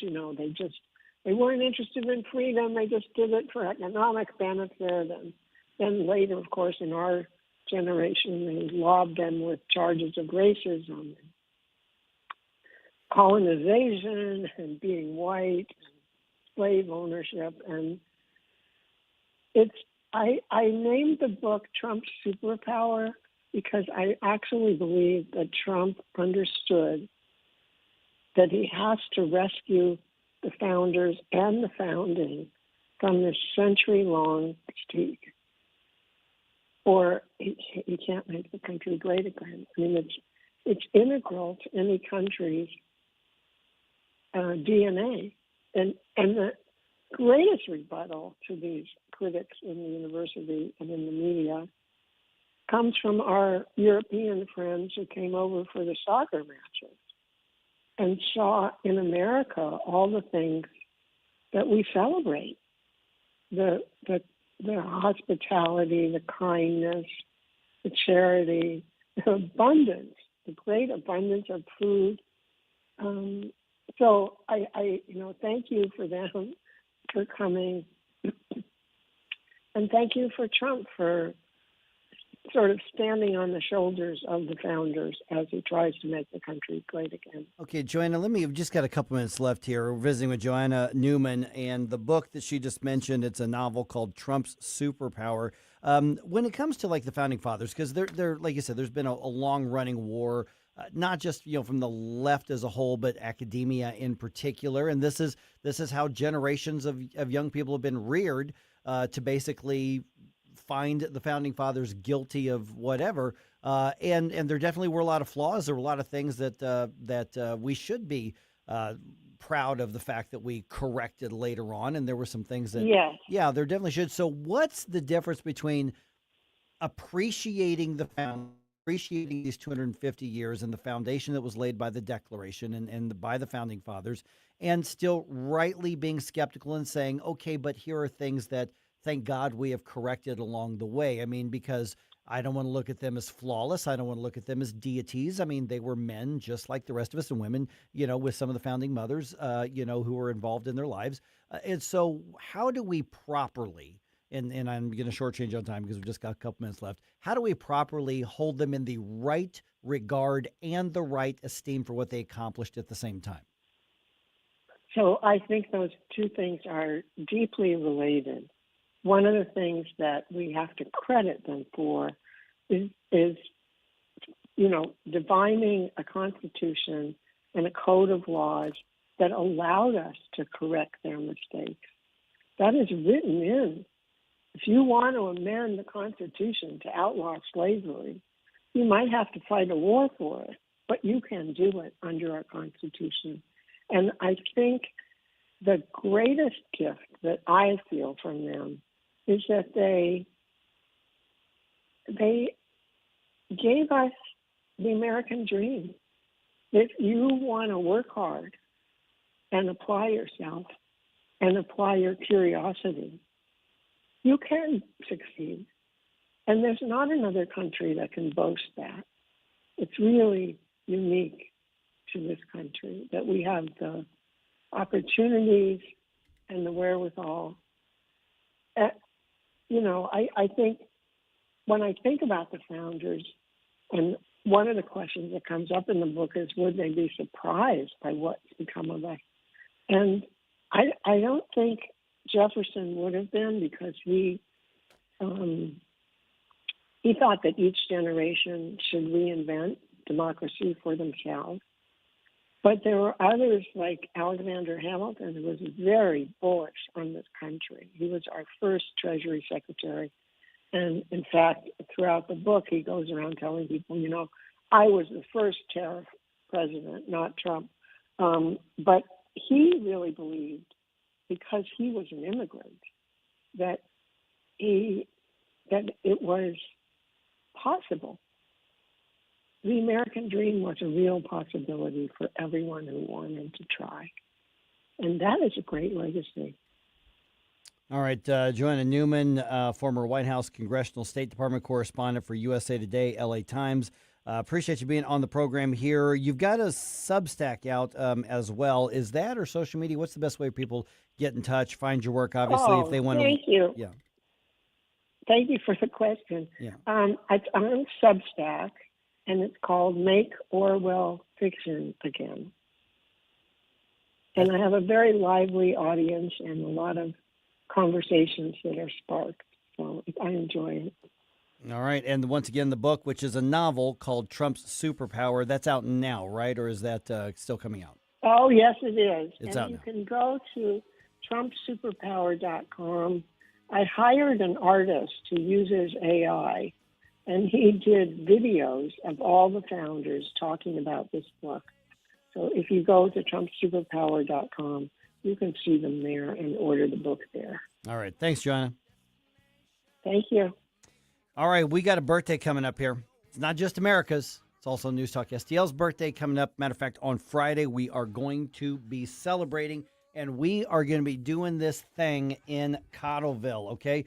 We are celebrating 5 years on the air. We want you to be there. We're going to be at Frankie Martin's Garden in Cottleville in St. Charles County. Starts at 7 o'clock. Jason Nelson and the Retro Nerds take the big stage. This is going to be great. This is the best 80s tribute band you're ever going to see. We're going to be under the pavilion near the stage. Come by, say hi. There's going to be food trucks if you want to go buy some food. You can some place to get some drinks if you want to do that. 7 o'clock to 10 o'clock Friday night, this coming Friday night, Frankie Martin's Garden in Cottleville, frankiemartinsgarden.com. Information, you want to take the place of what I trust. Turn your So this is how liberty dies. With thunderous applause. I have had enough of this. Turn my eyes to your indifference. Stop it right now. You're gonna blow us all away. All right, one of the things you can treat yourself with, all right, Mario's Donuts. I am telling you, this isn't just a donut shop. Go get your breakfast. Go get your breakfast sandwich. Go get your gyro for lunch. Go get your dessert. But those donuts, oh my goodness, there is such a difference. MariosDonutRestaurant.com is where you can get the full menu. I love this place. By the way, speaking of Independence Day and 4th of July, they actually have a whole wall dedicated to veterans, and you can check that out. It's really cool. A lot of room in there, plenty of room. Connect to the Wi-Fi, get your work done, hang out with friends. As with a lot of coffee shops, very quirky, a lot of great local stuff. It's just so much fun to be there. Right off Mugie Road. Check them out, mariosdonutrestaurant.com, or just put into your maps or your GPS, Mario's Donut. It'll take you right there. Sit down, grab a cup of coffee, just enjoy the time. But I am telling you, there is a difference in the donuts. Yeah, you can run by the gas station and get those dried out, nasty things that yuck. Or you can get the donuts that are made right there every day, and they are absolutely delicious. Find out why I love Mario's Donuts so much. Mario's Donut Restaurant right off Mugie Road, mariosdonutrestaurant.com. Bill, that's a big smile for an old politician.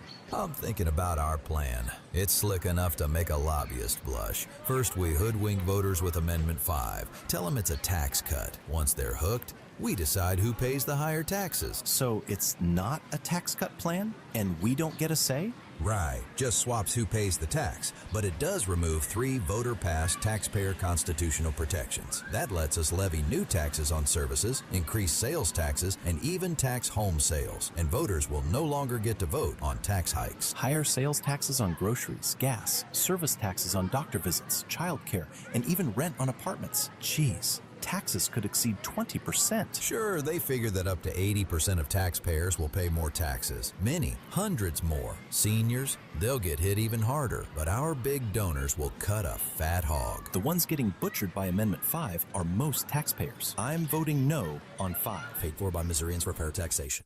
This year, America turns 250, and News Talk STL is celebrating our nation's semi-quincentennial all year long. News Talk STL, #1 for live and local Soros-free talk, with proud supporters of our 250th birthday celebration. Trolley Stop Bakery, DG Firearms, and The Yard Guy. 250 years strong, and we're just getting started. 1019 and 94.1 News Talk STL. 1019 and 94.1 News Talk STL. Live and local. Listen to what those local folks are telling you. News Talk STL.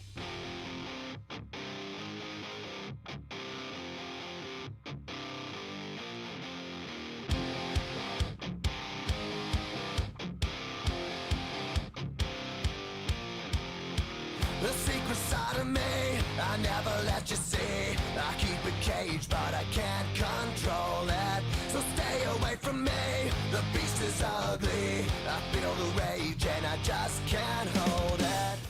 Hey, Chris Arbs from the Tim Jones and Chris Arbs Show. Make sure that you're listening to our show this afternoon from 4 to 6. Now back to the Mike Ferguson in the Morning Show. I'm trying to think back if I typically don't do promo interviews for novels. Just a thing with me. I'm not anti-novel. I don't really read fiction. But with that one, I wanted to tap into Johanna's correspondence and reporting experience as much as anything. But the novel is a fun concept. That's for sure. What would happen if you took the Founding Fathers, brought them back so they could be part of the 250th celebration? That is a really fun concept. And by the way, everybody out there who has a novel, do not ask me for an interview to promote your novel. I'm not going to give it to you. I'm just pointing out right now. I'm trying to remember if I've ever done an interview promoting a novel before, because it's not my thing. But I thought that was a really clever idea, though, concept. And I haven't read her book. This is going to sound really nerdy of me, but I do often consider, I'm very big into the Founding Fathers. Sure. Jefferson's my favorite. Franklin's a really interesting character as well. But you would want to party with Jefferson. You would want to sit down and have a conversation. I'm sorry. You would want to have a very serious, thought-provoking conversation with Jefferson. You want to party with Franklin. I think Jefferson and I could get up to some shenanigans. If you read some of his private writings, he was a little bit of a rascal at times, but. Yeah, so I constantly think about what I'm living through, what I'm going to live through in the future, what potentially my future offspring will have to live through, and imagine if the people that envisioned this great nation and set the framework for the greatest nation ever in the history of history, what they would think about how we're handling it right now and what we're doing. Can you imagine, let's say the founding fathers sitting down, because obviously New England is where so much of that history happened. Can you imagine them watching the news and seeing Zoran Mamdani, Bernie Sanders, Elizabeth Warren extol their virtues of big, controlling government, socialist government that runs every aspect of our lives and taxes the majority of people at all levels of 40, 50, 60% of your income? Can you imagine what the Founding Fathers would say if they were able to see that right now? I can imagine how they would have handled it when Woodrow Wilson said, "Hey, we're going to do a permanent income tax." Yeah. They would have said, "Hey, boys, let's go grab those muskets real quick." So anyway, the book concept is pretty cool here, but yeah, I mean, and also the discussion about so many different communities canceling Independence Day celebrations. Now, sometimes you get it. Ferguson here. They canceled the fireworks display and everything. They just say, we're on a tight budget and we just can't afford to spend tens of thousands of dollars to blow stuff up. You know what? I respect it. I get it. I respect it. Well, I can understand from the city standpoint of paying for the event, but at that point, why not just say, hey, if you guys yourselves want to bring your own fireworks, and which a lot of communities have well, not bring your own because you got liability, but I've seen others where they've said, listen, if you want to do this, we're gonna have to collectively just donate and pay for it, and I've seen that before, and that can work as well. But it's not like there aren't other areas in St. Louis where you can go to watch a fireworks display. You can do that all over the place. So the other areas where, like for instance, she mentioned the one area in Massachusetts that said we're going to cancel our annual reading of the Declaration of Independence because we want you to focus. And she said wokeness, but the stuff that was sent to me said to focus on your whiteness, to reflect on your whiteness. Okay, guilty. Let's talk about the Declaration of Independence, which opened the door for freedom for all Americans. And by the way, look at world history. How common is it for a heterogeneous, as in a very diverse society, to survive 250 years? Have we always been diverse? Of course not. But to survive and thrive, and yes, we have a lot of challenges, but to thrive the way that we have when we have what often was called a melting pot. I don't know that we're melting and blending the way that we used to by any stretch of the imagination. It's more like a salad now. Yeah, it's something. But what has succeeded here, challenges, setbacks, conflicts, and all, likely would not succeed anywhere else in the world. No. But we've made it work. Now, do we have another 250 years in our country? I don't know. I don't know. But we have a lot to celebrate right now. We have a lot of things we need to fight for and change now. We have a lot of things that we need to course correct on. We have a lot of bad ideologies and evil thinking we need to defeat. But you can do all that and still celebrate everybody together what we have so far Mm-hmm. and what we have done, flaws and all. And we can call out the flaws, but I don't think that this 250th celebration, if you left the fringe left, if you left the academy, you left academia to their wares, they would demand that we spend the 250th anniversary, the 250th birthday of America, explaining ourselves to ourselves and apologizing and on our hands and knees and begging for Flogging forgiveness, ourselves, yeah. flogging our. No, we should be having a party where everybody's invited and you can set aside all of the garbage for a little bit, but that's not going to happen in 2026 America in most of the country. I think in a lot of areas, people are going to say, you know what, let's celebrate. We can go back to fighting on the campaign trail after this. Yeah, I was talking to a few younger Republicans that I know that are my age, and the idea of patriotism, and it's like, well, what do we have to be patriotic about? What does patriotism even mean? I mean, you can be in disagreement, full disagreement with your government, and still be a patriot because you are respecting and you are acknowledging and you are valuing the culture around everything else. There are less than 400 million people in the United States right now. Yeah, about what, 340 About 350, million? yeah, something like that. Yeah. But there are less than 400 million people in the United States. There are close to 8 billion people globally, and there are people that will never even be able to conceive of just how privileged we have it in this country. They will never be able to comprehend what free speech is like, what being able to choose your own destiny is like, to be able to come up with an idea and make money off of it and not be required to give it over to the government. And people take this luxurious lifestyle, even when it's hard. We still have one of the most luxurious lifestyles in the entire world, and people just resent ourselves for it. So if you don't like your culture, you can dislike the government all you want, but the culture around it that enables you to be able to change the government every now and then, I think that's worth celebrating. I dislike a lot of our government. Yeah. I dislike it a lot. And here's the thing is, saying that something's really, really hard is still opportunity.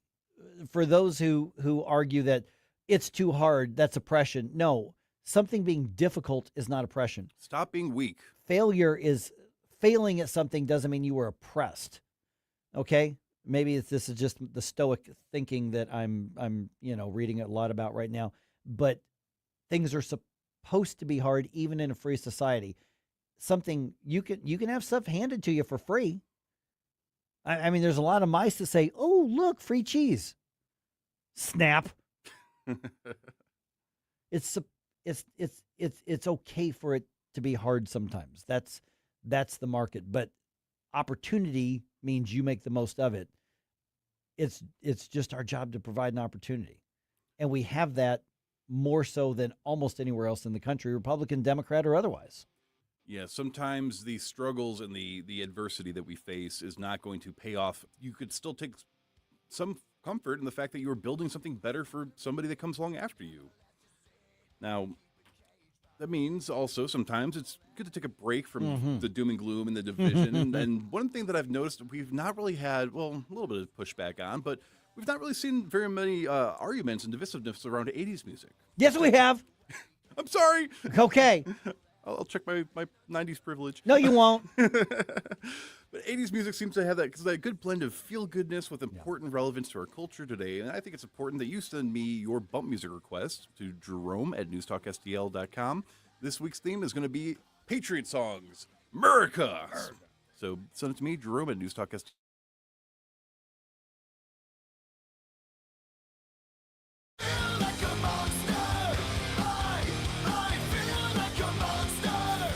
From the News Talk STL Weather Center. Today marks the beginning of an active period of weather with on and off rain and storms all the way through Saturday. So humidity on the rise through the day. Let's be ready for hit and miss rain and storms midday into the afternoon and early evening. Our high at 83.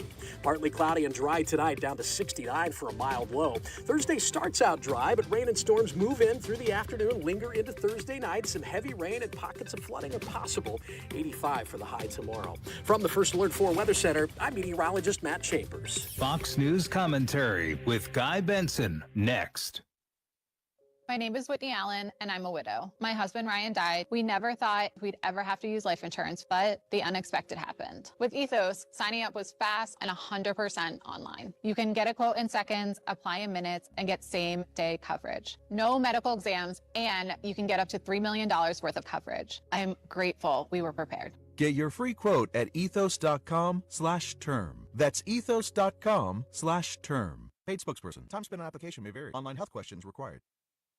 Here's Guy Benson. What a blessing it is to be American. Think about the inheritance that we have received from those who came before us, forging this great experiment in self-governance and prosperity and freedom, the likes of which the world had never seen. And it could have gone wrong. It could have imploded immediately, right? When the founders affixed their signatures to the Declaration of Independence and they pledged their lives and their fortunes and their sacred honor to the founding of the new country, they very well could have been signing their own death warrants. And they knew it. Instead, they gave us this inheritance. And people will say, well, what about this? What about that? Yes, our history is imperfect. That is true of every nation and every civilization ever. For more commentary like this, go to foxnewspodcast.com. 1949, the last time a Republican held the top post in St. Louis City. A gallon of milk was 84 cents, and streetcars ran down Grand Avenue.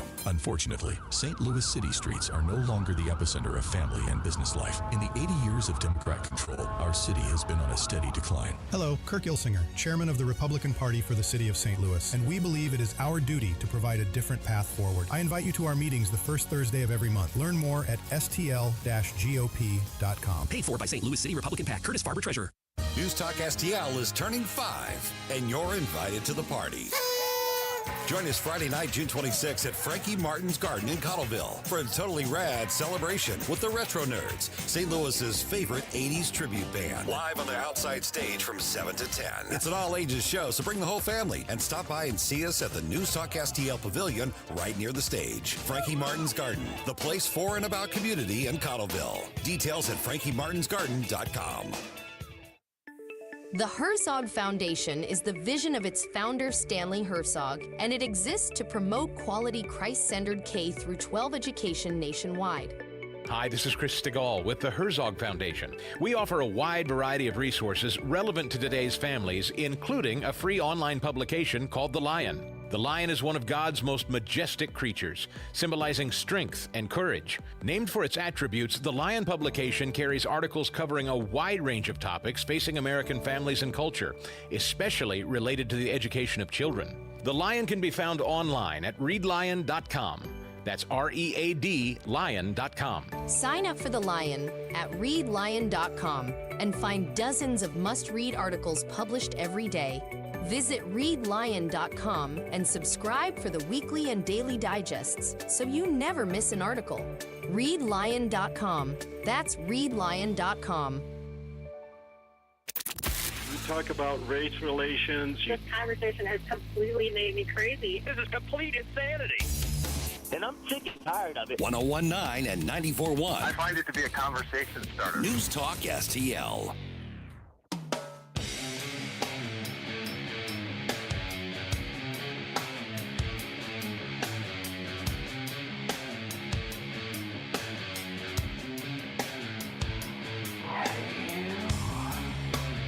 Hi, it's Randy Tobler here.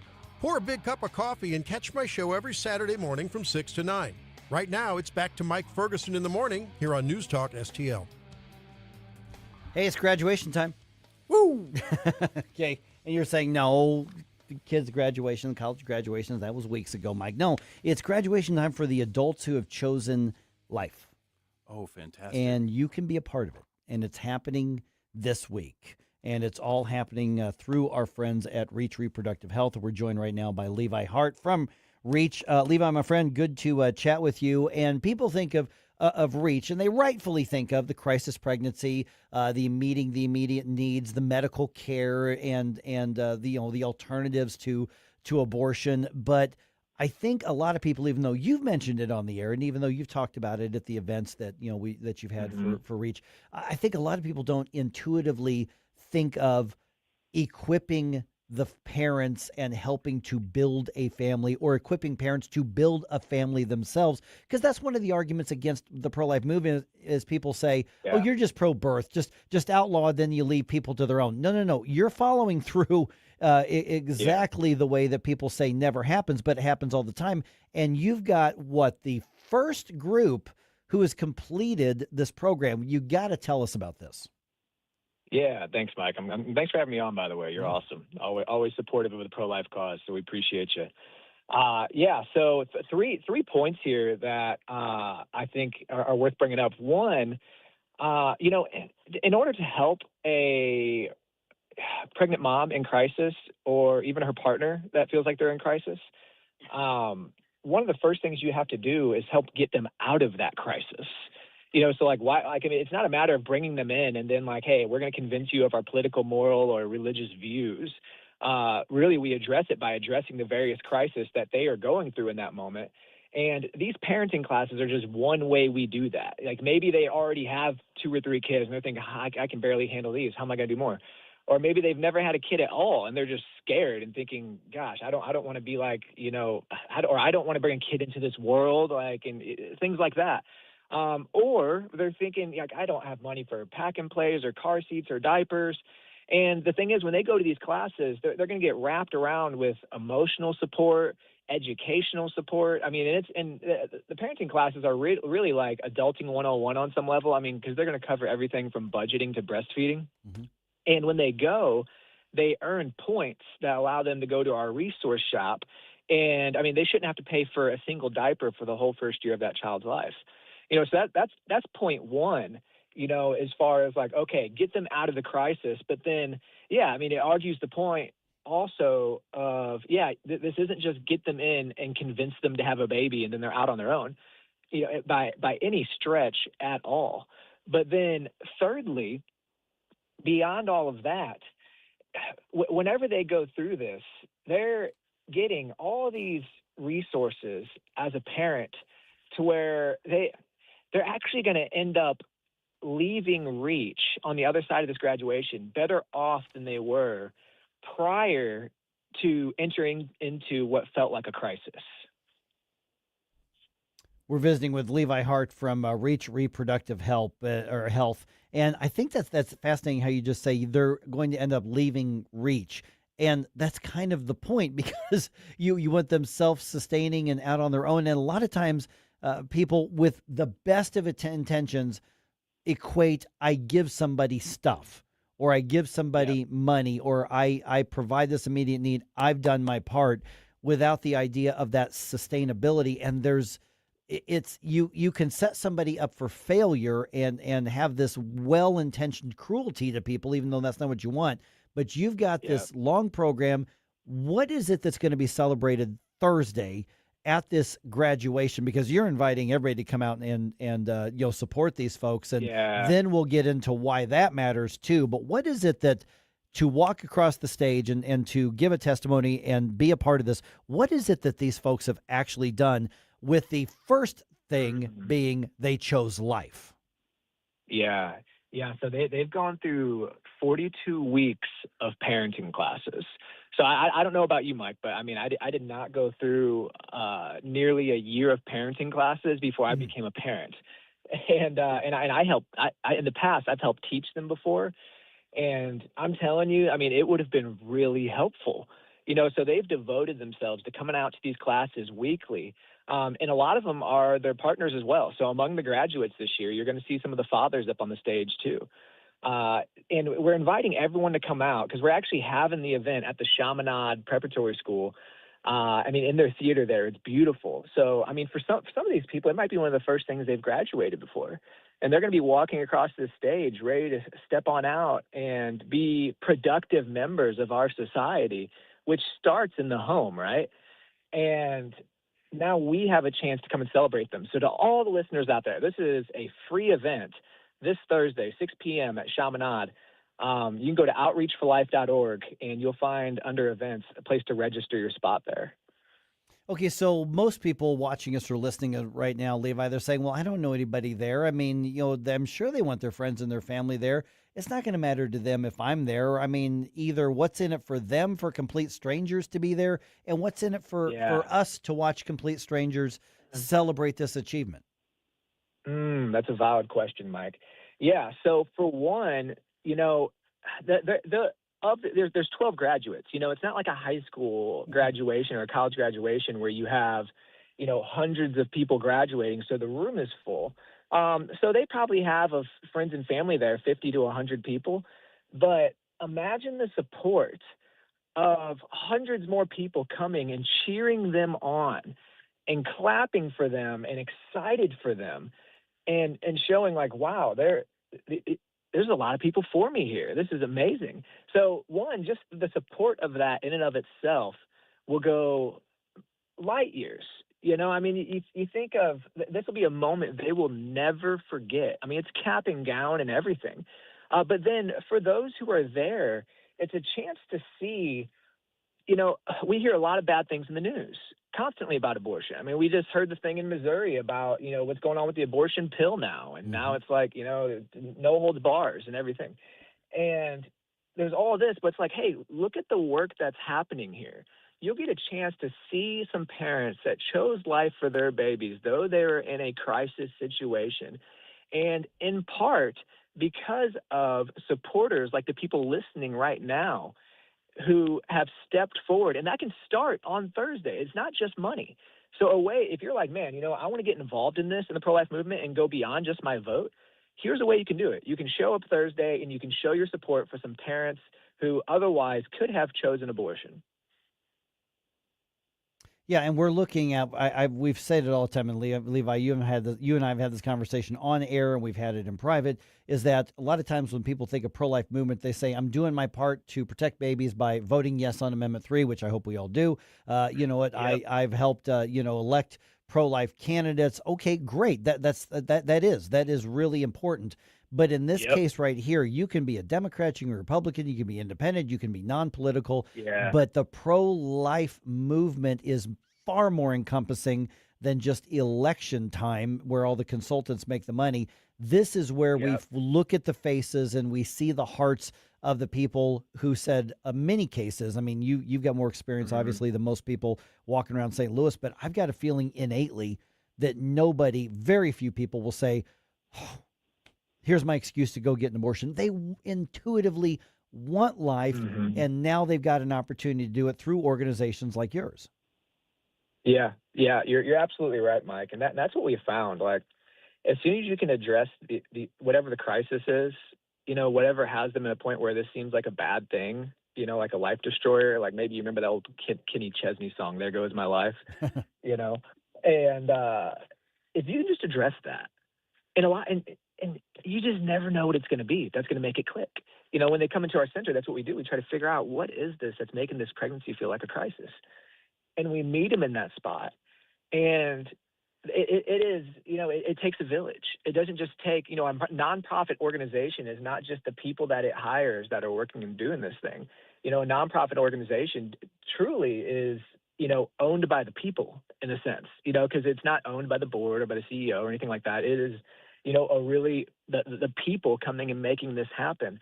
And this graduation is one great way to do that, to come, to witness, to celebrate, and to take it back into your everyday life, because you're right. The voting is incredibly important. We need everyone to get out and vote yes for Amendment 3 this year. But then beyond that, you think of, before slavery was abolished, or even after it was, the Underground Railroad. You had people that were involved in everyday life in making this happen. It had to go beyond the vote. Or you look at World War II, before our troops went in there and liberated the concentration camps, what was happening there? You had people hiding Jews. It was their everyday life in which they were playing a role in what was the major crisis of their day. And abortion is the major crisis of our day.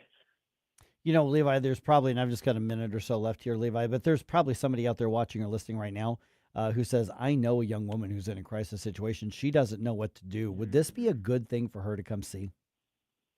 Oh, absolutely. Oh, definitely. Yeah, invite anybody to this. This is a huge celebratory moment. This isn't something you can invite. This is something to invite your Democrat friends to. Who may have different viewpoints on this, like anybody, because they're going to come. And really, they're just going to be celebrated, and these are going to be people who just share their stories, So it's not going to be, you're going to come and it's going to be a big red wave or something like that. It can be a good place for everybody to come, and especially for someone who's in the situation, because they're going to see somebody who has made a brave decision, who's out on the other side. Yeah, this isn't going to be a political thing. This is truly just a full-on life-affirming thing. It doesn't matter what your political views are, I would think. Yeah. Oh, absolutely. Yeah. It's come in and see what the Lord's done in these people's lives. It's a time to celebrate life, and not just the life of the baby, but the life of the parents and what is happening in their life as they've been empowered. All right, let's give out that website information again, Levi, so people can check that out, because your natural reaction is a lot of people are going to go, "Oh, good for them," but that doesn't have anything to do with me. But yeah, they may find something, they take away something out of this unexpectedly. Yes, that's good. So outreachforlife.org. And it's spelt out, there's not a number 4 in it, outreachforlife.org, outreachforlife.org. All right, Levi, good to chat with you again. Thanks so much. Appreciate the update. All right, thanks, Mike. Appreciate you guys over there. All right, we've got America's birthday. We got News Talk STL's birthday. There's another birthday coming up. Lots of birthdays. Lots of birthdays. Nutrition Stop. Nutrition Stop has a birthday. That is going to be on Saturday. And if you look at nutritionstop.com, they've got a birthday barbecue bash happening at the store right there on Mexico Road, noon to 3, completely free. Show up hungry, and you're going to get some great taste and healthy food, and you can see some great stuff there. Absolutely come on out. Just bring your hungry self, and you're going to have a good time. I'm going to be there at least from 12 to 2. I might stay around till 3, but I'm going to be there at least from 12 to 2. Nutritionstop.com on Mexico Road. Look them up. Come on out and say hi.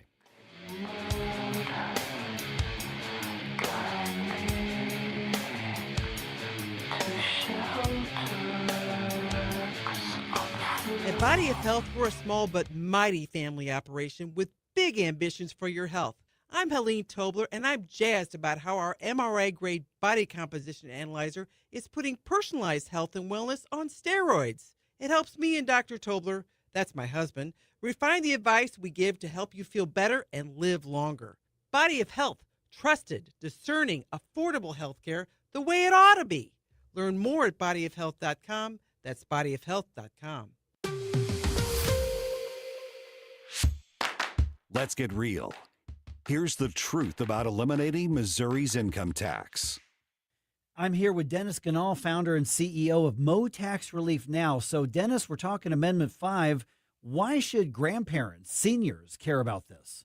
Well, too many of our children and grandchildren leave Missouri for states like Tennessee with better opportunities and lower taxes.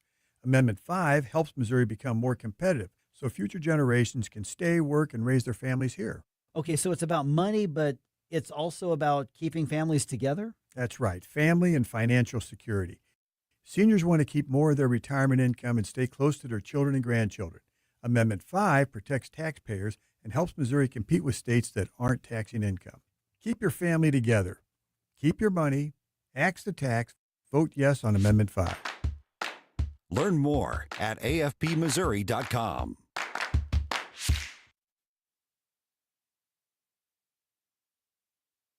Hey guys, don't miss Straight Lines with Elizabeth Kaiser every Sunday evening at 8 p.m. where we talk about so many areas, including AI, law, and health. We have some fantastic guests on my show. Don't forget, Sunday evenings at 8 p.m., Straight Lines with Elizabeth Kaiser.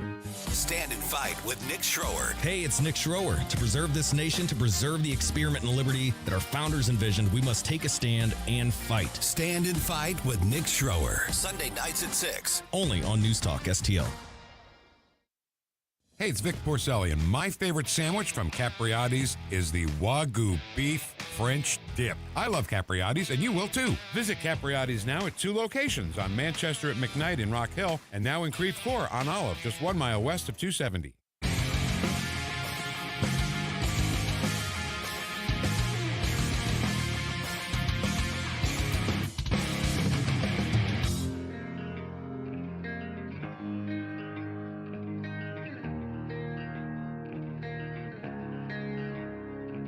Hi, it's Vic Porcelli. And Ken. Hi, Ken. Hey, Vic. Ken and I are on every Monday through Friday here on News Talk STL. Right now, you're listening to Mike Ferguson in the morning on 101.9 and 94.1 News Talk STL. Whoosh, my morning people. Okay, there's a lot of stuff going on here. Things got man, they got chippy. They got a little tense at the St. Louis County Council meeting yesterday.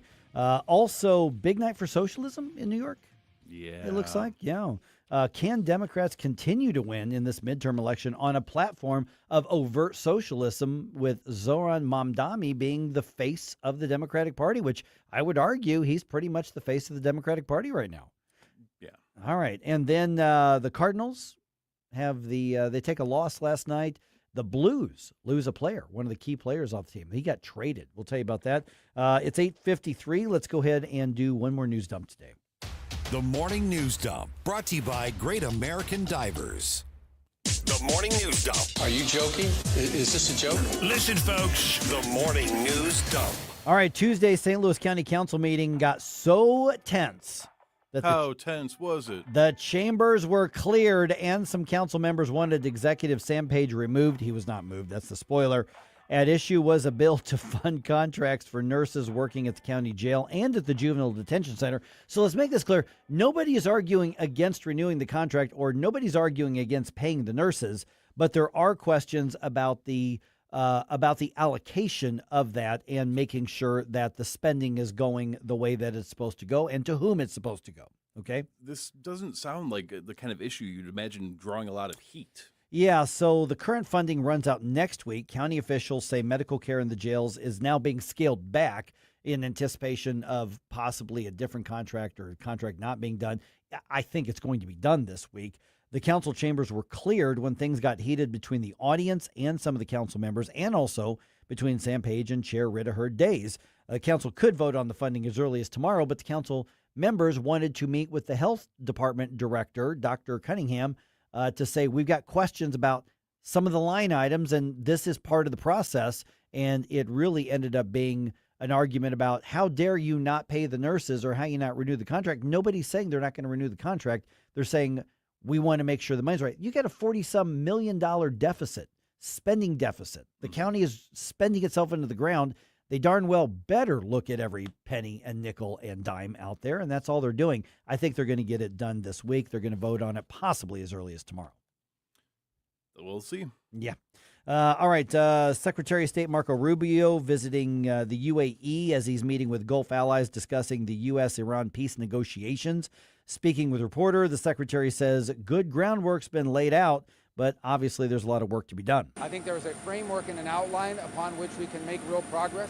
I think good groundwork was laid over the last 72 hours, but a lot of work remains to be done, and we want to hear from our partners. We want to make sure that their views are taken into account, and we understand their security concerns, their regional economic concerns as well. And Iran is denying a lot of what the Trump administration is saying right now, so pretty bold for somebody that we're being told was completely annihilated and suffered a complete and utter loss in the war. They're still pretty mouthy, and they're not given too much in some of these negotiations. So hopefully we don't result to another barrage of missiles and bombs, but we'll see what happens. Yeah, I thought they were supposed to have economically collapsed by now, but they still seem to be finding ways of doing nonsense. So, former New York City Comptroller left-winger Brad Lander and New York State Assemblywoman Claire Valdez win their congressional primary elections after receiving Mayor Zoran Mamdani's endorsement. Now, both of the far-left candidates,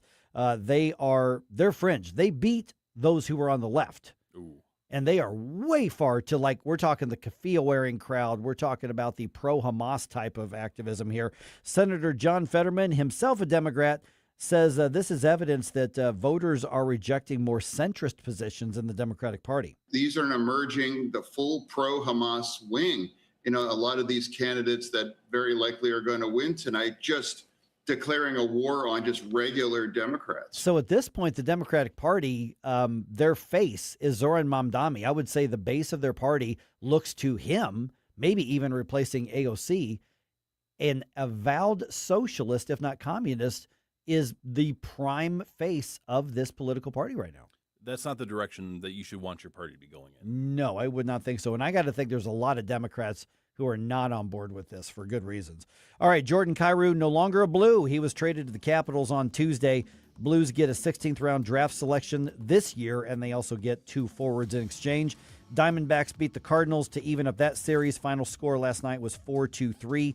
Tonight's game starts at 6:45. The Cardinals have called a press conference today saying they've got an announcement about the ownership of the team. I don't know if that's a big deal or not a big deal, but we'll know more by this time tomorrow.